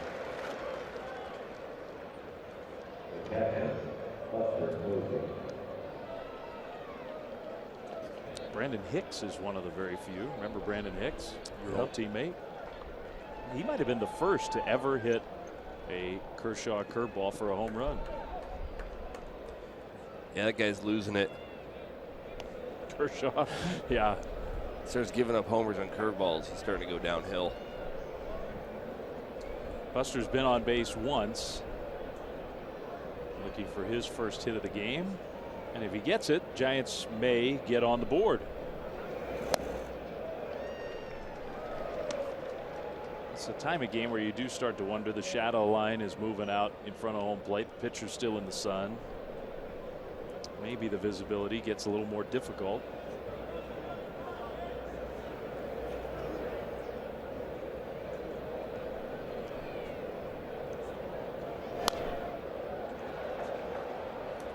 These were the games as a reliever. No one really loves the 4:15 start because especially on getaway. I mean, if it's not getaway, like whatever, it is what it is. You still have time for dinner if you want, but no one loves that 4:10 getaway. But once it is what it is as a reliever, I kind of like those because by the time I get in, it's a complete shadow, and they have a hard time. A lot of us are relievers because for a reason we don't do well as a starter, so we're like, hey, I'll do it. I'll take all advantage I can. If I can have a sun issue or a shadow issue or a batting eye issue, I'm taking everything. I need to get 3 outs, and sometimes it's hard to get 3 outs for relievers. Scott Feldman trying to get Posey out here with a runner in scoring position. 0-2, just off the outside. What held you back as a starter? You began your career as a starter. Yeah, I would say pretty much I stunk pretty much held me back. It's kind of It's a nuanced analysis. 1-2 on the ground to third. Suarez has it, and he throws out Buster. So the Giants get the leadoff bunt hit, but can't score. Middle of the sixth, still 4-0 Reds. NBC Sports Bay Area is brought to you by Toyota, the full-line automaker with the longest-lasting vehicles in America. Toyota, let's go places. By Heffernan Insurance Brokers, insurance and financial services for you and your business. Visit hefins.com. By Jack in the Box. Come try the new guacamole and bacon chicken sandwich, only at Jack in the Box. By Southwest. Yes to low fares with nothing to hide. That's transparency. By the all-new 2017 Chrysler Pacifica. And by AAA. Get a free Giants welcome mat. Restrictions apply. Go to AAA.com/Giants or to a AAA branch for details. That's the original bridge that connected downtown Cincinnati to northern Kentucky, just across the Ohio from here at the Great American Ballpark. Scott Schebler against Cueto, bottom six. Schebler, who hit a home run, he's got 9 home runs. He's got 15 extra base hits on the year. Reds have more than almost any team in the big leagues. They're middle of the order, are hitting with power, and one of their main guys, he's not even playing today. Adam Duvall. This was the home run. It was no cheapie. He left this ball middle. He saw Buster's glove come back, and he just got into it, man. He took a swing and got both cheeks into that sucker and let that bat head out there. The wind tunnel out there didn't really need to help that ball, I don't think. No, I don't think so. This time he chases for strike 3. Suppose he completes the put out. That's the 9th strikeout for Johnny Cueto. So he's had a lot of swing and miss stuff today. Those mistakes, and that is part of the story of this weekend. Certainly not all of the story. You make a mistake against this lineup right now, and they are not letting it go by. Giants hitters are not taking advantage of the mistakes that they get. Reds are punishing mistakes because Cueto's got good stuff today. Great stuff, yeah, and the mistakes he has made. I mean, really, I mean, he's given up what, 6 hits, but I mean, one of the runs was an error that scored. The first inning, I don't think any of those were earned. It was just kind of. Yeah, only 2 of the 4 runs earned. Panic throws out Jeanette. You got 9 strikeouts, only 1 walk. The fastball's been good. You consider he's got that blister thing still that is at least a minor issue on his middle finger of his pitching hand. Yep. He's throwing good, though. His stuff is there, but like you said, even as good as Cueto's stuff is, I mean, you almost feel like you have to be perfect against this team, or even if it's comes back middle and they don't get a good swing on it, it seems like they're jamming themselves over the infield for a knock. You know, it doesn't really matter right now. It seems like everything's falling or leaving. It's not a good sign. It's a hot team. 2nd in the league in runs scored, 2nd in the league in slugging percentage. Peraza hit that one hard. Gorkis Hernandez, what a catch. Wow. Stretching out on the outfield grass. Nice play. That ends the inning. Giants in need of a defensive boost, and this counts. What a good play by Gorkis Hernandez. Kite will come back and join Jeremy here on the TV side. 4-0 Reds. The MLB.com @bat mobile app. You can stay connected to the game's best players all season long with game day, live game video highlights, radio broadcasts, stats, news, and more. So you can join Kipe and me and download the MLB.com @bat app today. It's your #1 app for live baseball. And speaking of Kipe, Dwayne is back with me in the booth. Absolutely, as Connor Gillespie is going to lead things off. And the pitch, breaking ball down low. Cueto's pitched pretty good. He has. He just has not got away with any mistake, it seems like. Gillespie is 0 for 2. Flem and I were just talking about it, and I said the problem is you're facing a lineup right now that everything's dropping or leaving, and that's usually not a very fun scenario. Here's the pitch. Gillespie rolls this one foul.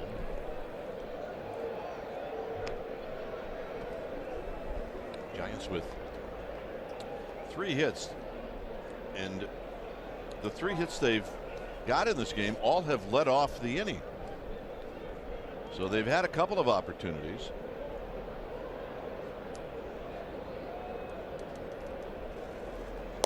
In tight, 2 balls and 1 strike.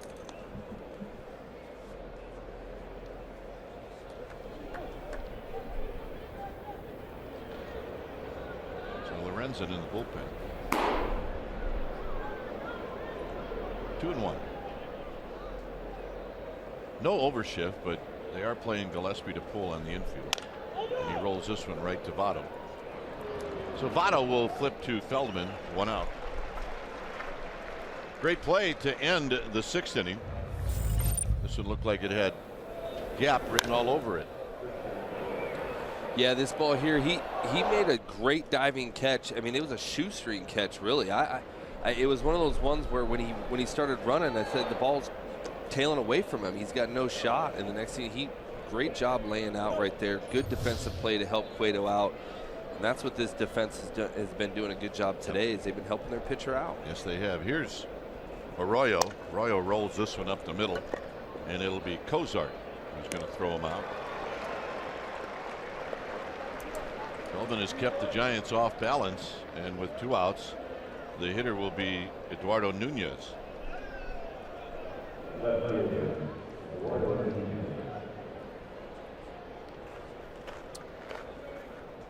Did you guys talk at all about the oddness of a game in San Diego getting rained out? Yeah, I think we talked about them breaking out the user's manual on how to lay a tarp and stuff. I don't think they really know. I mean, and then I just noticed that the Denver game is being delayed. That I get. That might be a snow delay. It could be. I mean, the weather can get really weird there really fast. Nunez rolls this one to Cozart, and Cozart will make the play. And Feldman's easiest inning of the day comes here in the 7th. Barnhart's going to lead things off. It remains 4-0. 4-0 lead for the Reds. Let's take a look at our Jeep drive of the game. It happened on April 26th of 2012. It was Angel Pagan in the top of the 9th inning. On the verge of being swept, Pagan hit a 3-run home run off of Sean Marshall, and the Giants won 6-5. It was the first time that Angel Pagan broke out the happy flight. And we referenced it a lot after that, including today. And the Giants are going to do something to get to that point where it's a happy flight. They still have 6 more outs in this game as Johnny Cueto goes back out to face these Reds.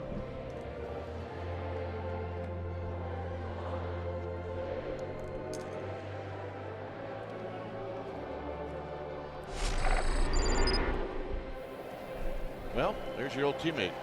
What do you think? Yeah, he worked really well. You see, he's moving the ball around. He's got late movement. He's kind of executing in. He's throwing the ball good away. He's made a few mistakes, not many.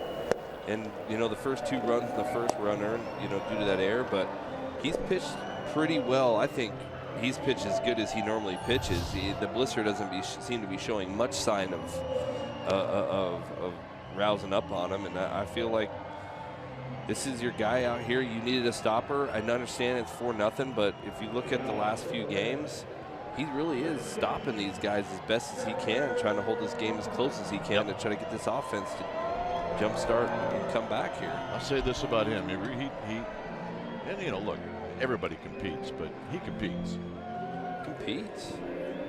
And he thinks pitching's an art.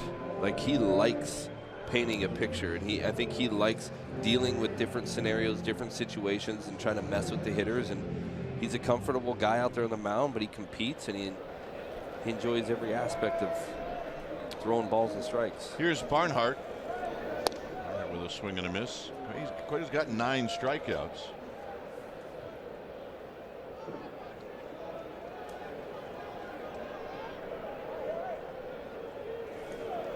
And the next pitch is wide.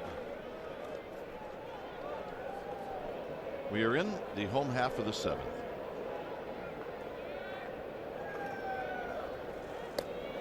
On the ground to Belt. Belt's got it. So Barnhart retired, and Feldman's going to hit. I think it makes Cueto good is obviously statistics, but I think one of the things that I don't know if a lot of people understand is it's really hard to throw a quality strike with the timing that's involved to do that with one motion, let alone the 6 that he has. And it's a very, very hard thing to do what he does. He does it so well. Best in the game, I think. Feldman takes down low.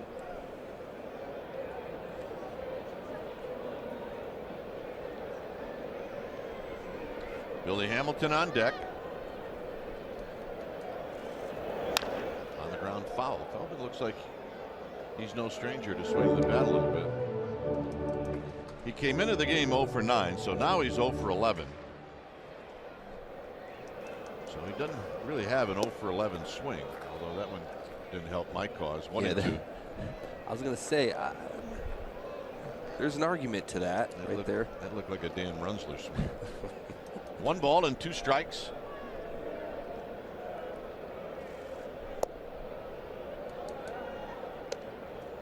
Cueto looking for his 10th strikeout.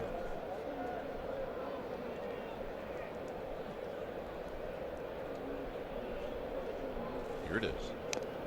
Foul for Buster Posey. It remains 2 and 2.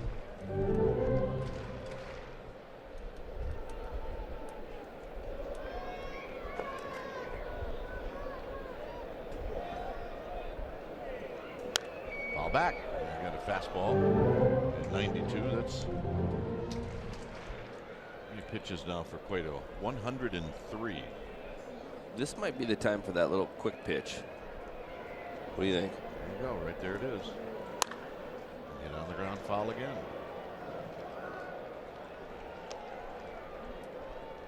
So Feldman putting up a fight.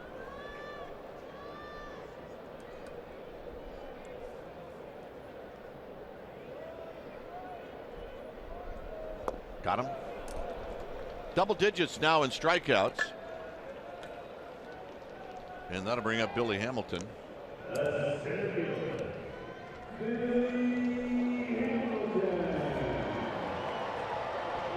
So Hamilton coming up for the 4th time.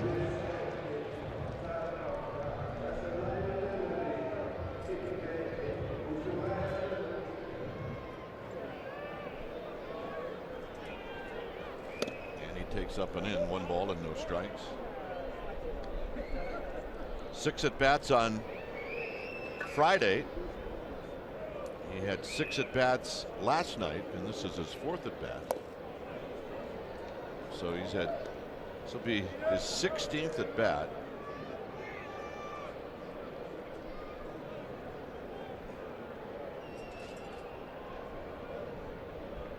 And the 1-1, a swing and a miss, 1 and 2. He was on base 5 times on Friday. 3 times, that's 8 times, and he's been on 11 out of 15 at bats as this is fouled out of play. So when we said at the beginning of our broadcast on Friday night, control Hamilton, and then we said it again yesterday, and then we said it again today, it hasn't happened. Today's been the best overall. He got a triple, but 2 outs. Well, he reached on an error and then he walked. Yeah. Does not have a stolen base. Buster threw him out trying to steal 3rd. He gave himself a hug. You see that? Kind of exciting. It's 3 and 2. First solo Buster hug I've seen. We're looking for small victories in this series. Hamilton pops this one up. Can anybody get there? Yes. And that'll end the inning. So we will head to the 8th. It's 4-0 Cincinnati. Brought to you by your local Toyota dealer. Cueto pitched pretty well, And he struck out 10 in this game, gave up a couple of solo home runs, got kind of nicked around in the first inning. And Feldman, well, he's really kept the Giants down as they've had few opportunities to score. That's our Joe at a game summary. And this is Gorky Hernandez who takes a strike.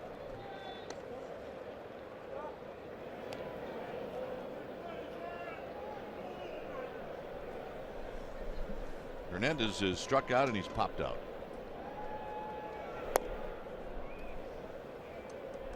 So did I say Cueto pitched pretty well today? Yeah, 10 strikeouts. 14th time in his career he's had double digits. 4th time as a Giant. There's a called strike. Michael Morris is on deck. Derek Law is getting loose in the bullpen. Adam Duvall is in left field. So the Giants looking to get something going here in the 8th. They are still in this game. And it's 2-2.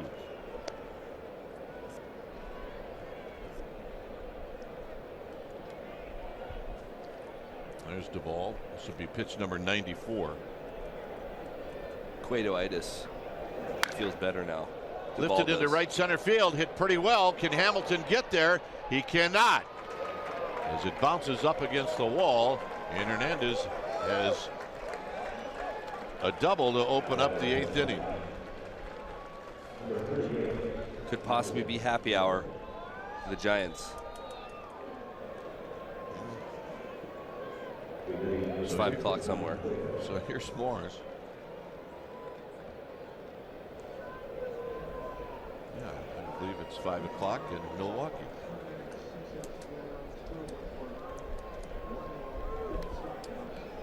So this is Mac Jenkins, the pitching coach, and a red alert into the Reds bullpen.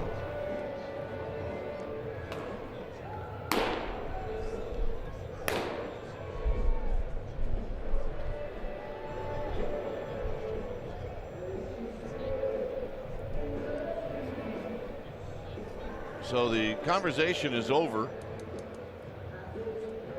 and the hitter will be Michael Morris, with Hernandez at second base.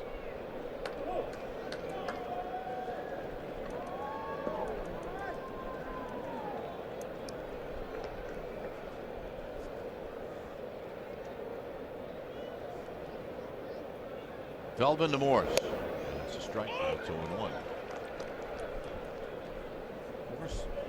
Back to the box score. I do think he started one. Yeah, he started first base on Friday and went 0 for 2.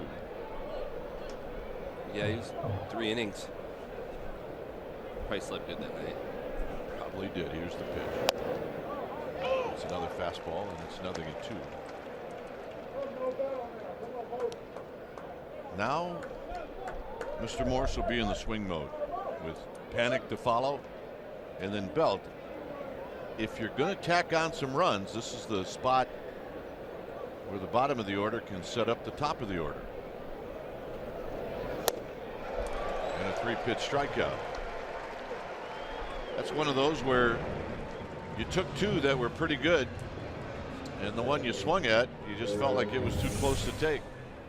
Yeah, you see at first, they're almost like those are like fastballs. Now they were all balls, by the way, but he's been calling that side of the plate like that all night long. But he had the belt high fastball out over the plate he likes to swing at, came with 2 pitches, and then that last one he just chased because those other 2. But yeah, you're right, the first 2 are probably the ones to swing at. Here's Panic. Panic pops it out of play.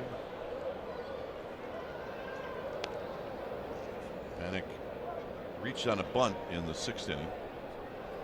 Hernandez opened up the 8th with a double. Giants have had their leadoff hitter on 4th, 2nd, 4th, 5th, 6th, and now the 8th. High to Panic. With Belt on deck. We are in the 8th. Giants have to make a move.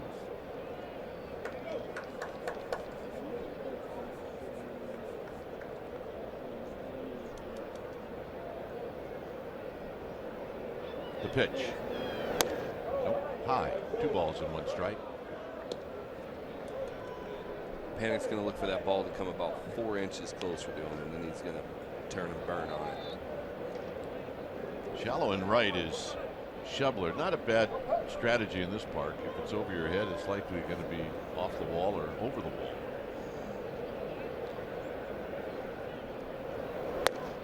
Breaking ball 2-2. Feldman's done a good job all game of just kind of picking. Guccione's strike zone's a little bit wider than I think the other 2 guys were, and when he's pitching to that strike zone, he's just staying off the corners a little bit until he doesn't get the call, and he comes back on a little bit more. But he hasn't given the Giants a ton of pitches to swing at. Tap slowly to Votto, and Votto will shovel it to Feldman.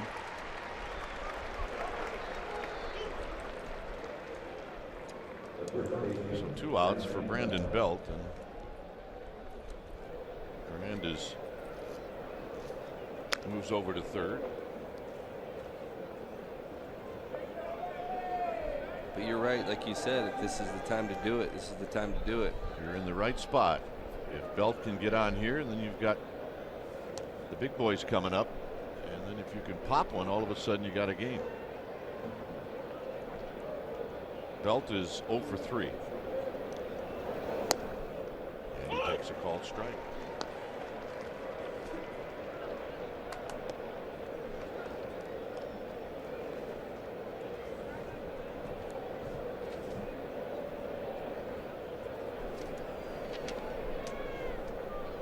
So 0-1 to the Giants' first baseman. The pitch.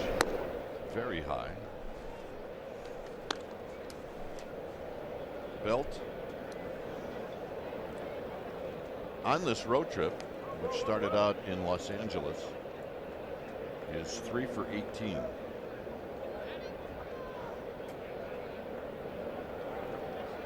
Waiting on Feldman.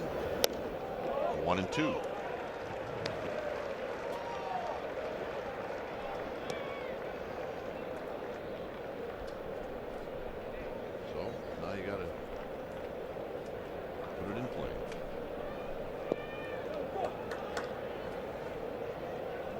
Try to crowd him here for sure again.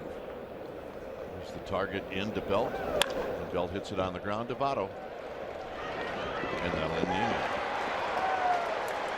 Leadoff double wasted. Reds are coming up. It remains 4-0. You can see the shadows, a bit of an issue. It's 4-0 when it's time for a change. Think Speedy Oil Change and Auto Service, your oil change, tune-up, and smog experts. Here's a young man that needs a little work. Yeah, you know what, we haven't seen him lately, but he's done really, really well. His batting average again seems a little high, but I feel like overall he's making the adjustments that he needs to make. He's kind of coming his second time around in the big leagues, and guys are starting to kind of get an understanding of what he's doing. But this is a guy that the Giants are really looking to help them out for a long time late in the game. Cozart sees a fastball that fouls it straight back. He's got the stuff to do it. He's got his curveball, and he can throw that curveball at any time. What I like about some of these bullpen guys we have down there is they've got velocity, but they also have a breaking ball they can throw at any count, which is a positive thing to have, especially late in the game when these guys are throwing so hard and they can drop that little curveball in and get back into a count with it. That's what Law has. Votto's on deck, so he gets to face the beef.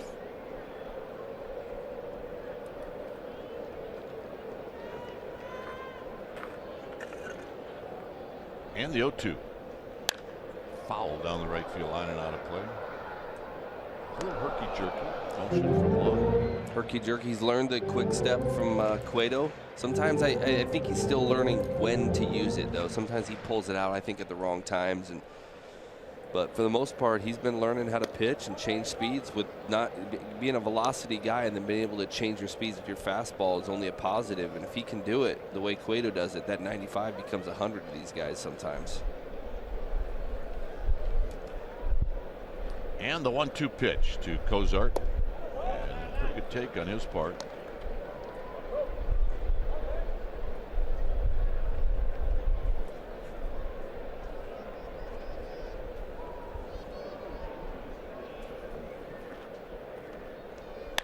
On the ground and a base hit. Tell you what, I remember when Cozart was an OUT. He is not an OUT anymore. He's just a lot shorter to the ball now. His hands stay in. They're quicker to the ball. He has an idea what he's trying to do. You see right here, Buster wants a fastball in, and it was up.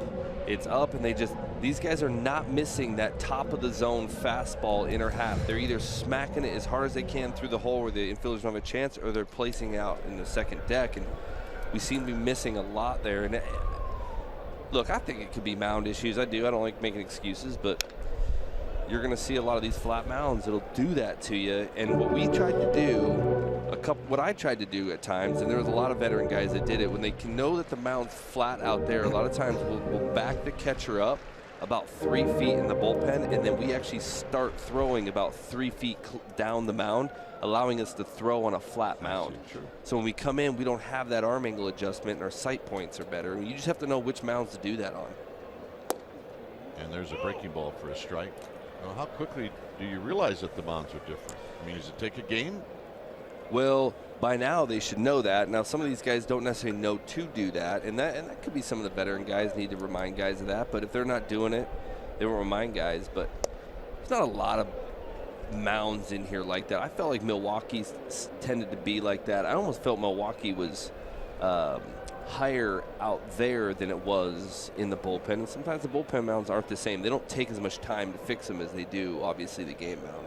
That last pitch, 95-mile-an-hour fastball, is our fast pitch, brought to you by Xfinity, the fastest Wi-Fi at home and on the go. How many times did you read that when I pitched? Well, they didn't have that promo until you retired. 1 ball and 2 strikes.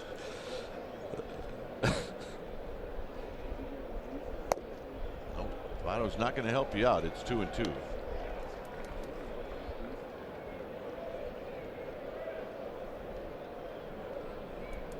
Hits in this game, 11. So in this ballpark, that's not a lot. 7 for the Reds, 4 for the Giants. Giants have actually stranded more people than the Reds. Got him. Good pitch. Good pitch to a really good hitter. This looked like this was an emergency swing. Yeah, this is that curveball and that is what I have been saying a little bit. Votto can look really silly on breaking balls because he's kind of looking for a certain pitch, and he kind of educates himself, and he's even almost tipping his hat to Law. You see him kind of stick his tongue out like, man, that was nasty right there. The bottom fell right out of that pitch, and Law being able to throw that pitch on the plate to get a hitter like that out just shows you how good his stuff is. Here's Suarez, who's had good at-bats the entire series. Knocked in a run in the first with a hit, but then Cueto struck him out the last 2 times up.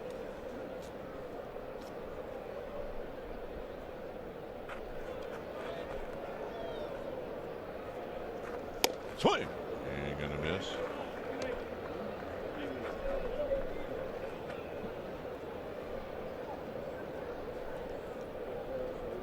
And when a hitter swings at a curveball like Votto just did, what he's telling you is your curveball did not decide to break until the last 10 feet before home plate, because they actually have to hit balls out in front of home plate to make contact. So a ball that decides to break that late tells you everything's working on your curveball, and if you're Law, you say, I throw them more often.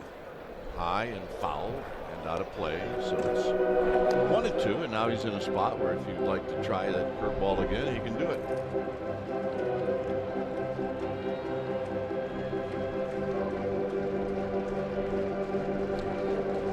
If he can replicate that curveball he just threw to Votto, he can tell these guys he's throwing them a curveball, and it's probably not going to be hit all that well. We'll see if Buster calls for it right here. And a fly ball out to Hunter Pence, and it was. And that actually was a hanging curveball, but it's so good and it has so much depth and it comes down so late that there's not a whole lot a hitter can do with that ball even. That's the best you can do with that pitch, and that should show you confidence to throw it more often. You'll see this didn't land on the bottom of the zone. It landed middle, but it was so late that he had to have a different approach to it. He had to do almost what Votto did and take an emergency hack at it, and it was a defensive swing. allows it to be a weak pop-up rather than a homer. Here's Schebler. Schebler struck out twice and homered. Schebler got a pitch up from Johnny Cueto in the third and knocked it into right field. There's a fastball high, 1 ball and no strikes. Adam Duvall's on deck. He would hit if Schebler extends the inning.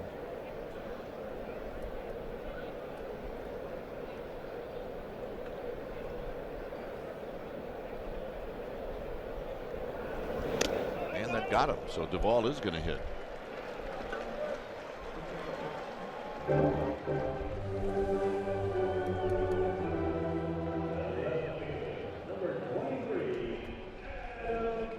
So here's Duvall.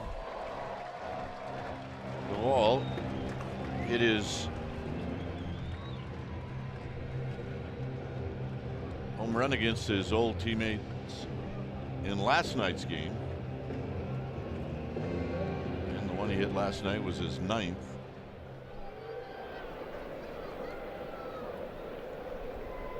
So Cozart at second and Schebler at first. And a high fastball, 1-0. This was the home run.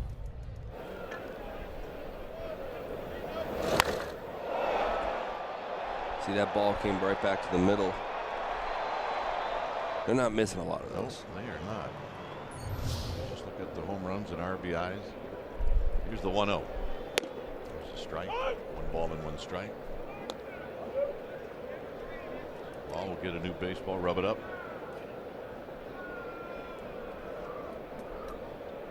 Yankees are coming into town to take on the Reds. It's kind of an odd schedule. The Yankees are only coming in for 2 games. Then on Wednesday, the Reds will fly to San Francisco on their day off. I just think there should be a rule that the home team should always get home before the visiting team gets there. And the Reds are going to go out to San Francisco on a Wednesday night, have a nice dinner, relax. Giants will be on a plane. Maybe they'll slump in that off day. It's true, man. Maybe that off day will tire them out. 2 balls and 1 strike. And the fastball makes it 2-2.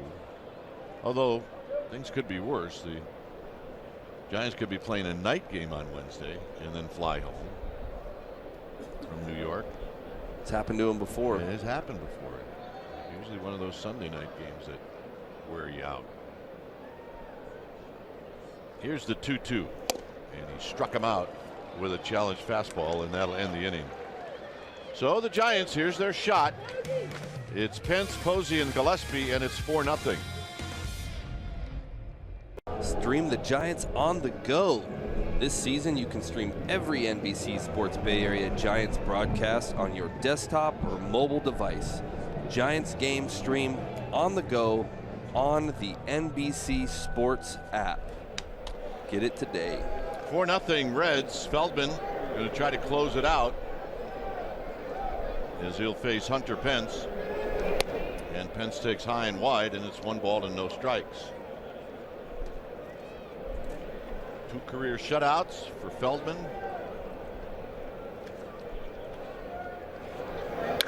On the ground to second. Pence retired.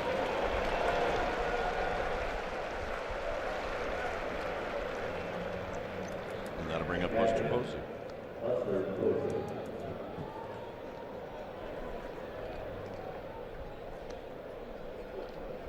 Buster hit by a pitch in the second, then he's popped out and he's bounced out.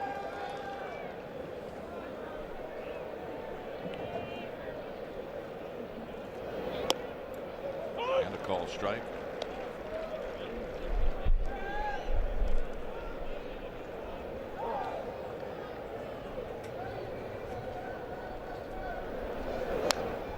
Buster, I think, guessed right and he missed it. It's 0-2. You saw from that reaction, he sat on that pitch and came out of his shoes and missed it.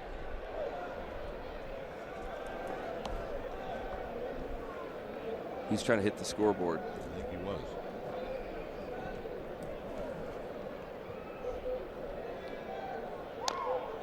And he got a piece. But see, that's what a good hitter does right there. He really wasn't looking for that pitch, but it was too close for him to take with 2 strikes, and he just said, I'm going to try to foul this off and just hope he messes up the next time. You know, that's what good hitters do. They foul off pitches that they don't want if they have to swing at something.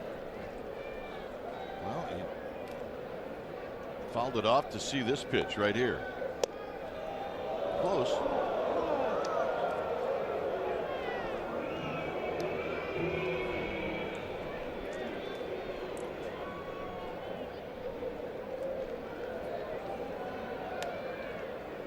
And the 1-2 to Buster Posey. Stays alive.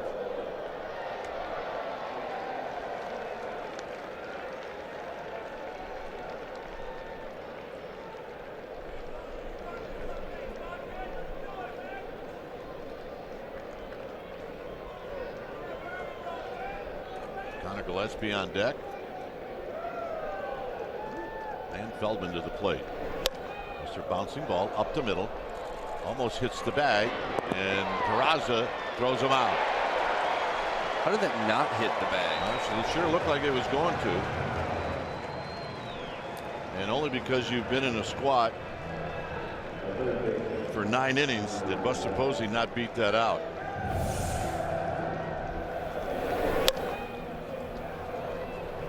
Somebody right over. Pretty good focus by that second baseman to not assume it was going to hit the bag.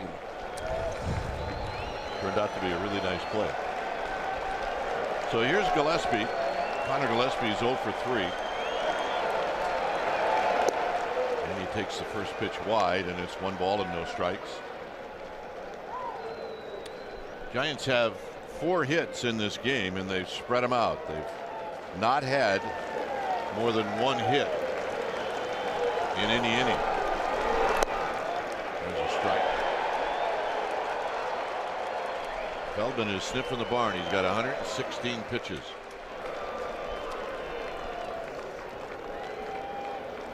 I don't think he'll feel good tomorrow, though. He's over 30, right? Over 30. Check swing, no swing.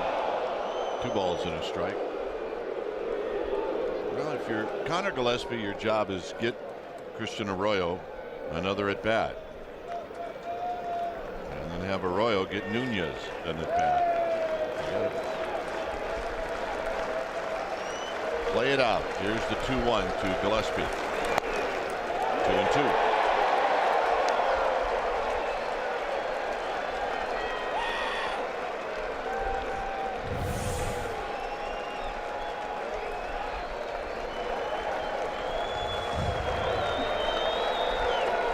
2-2 pitch. Here it is to Connor Gillespie, and he bounces this one to Votto. And finally, this series is over. So the Giants go quietly in the 9th, and to say that this was disappointing would be quite an understatement. Yeah, I'm thinking the flight, hopefully we get off on the tarmac in New York, and all of a sudden we decide to come to new life because they need it right now. So the Giants come into Cincinnati hoping to at least take 2 out of 3 and maybe do more damage than that. And what happens is they get swept, is they just did not come up with any offense at all and got beat today. Final score, Reds 4, Giants nothing. Stay tuned. Esurance Giants postgame live. That is going to start right now.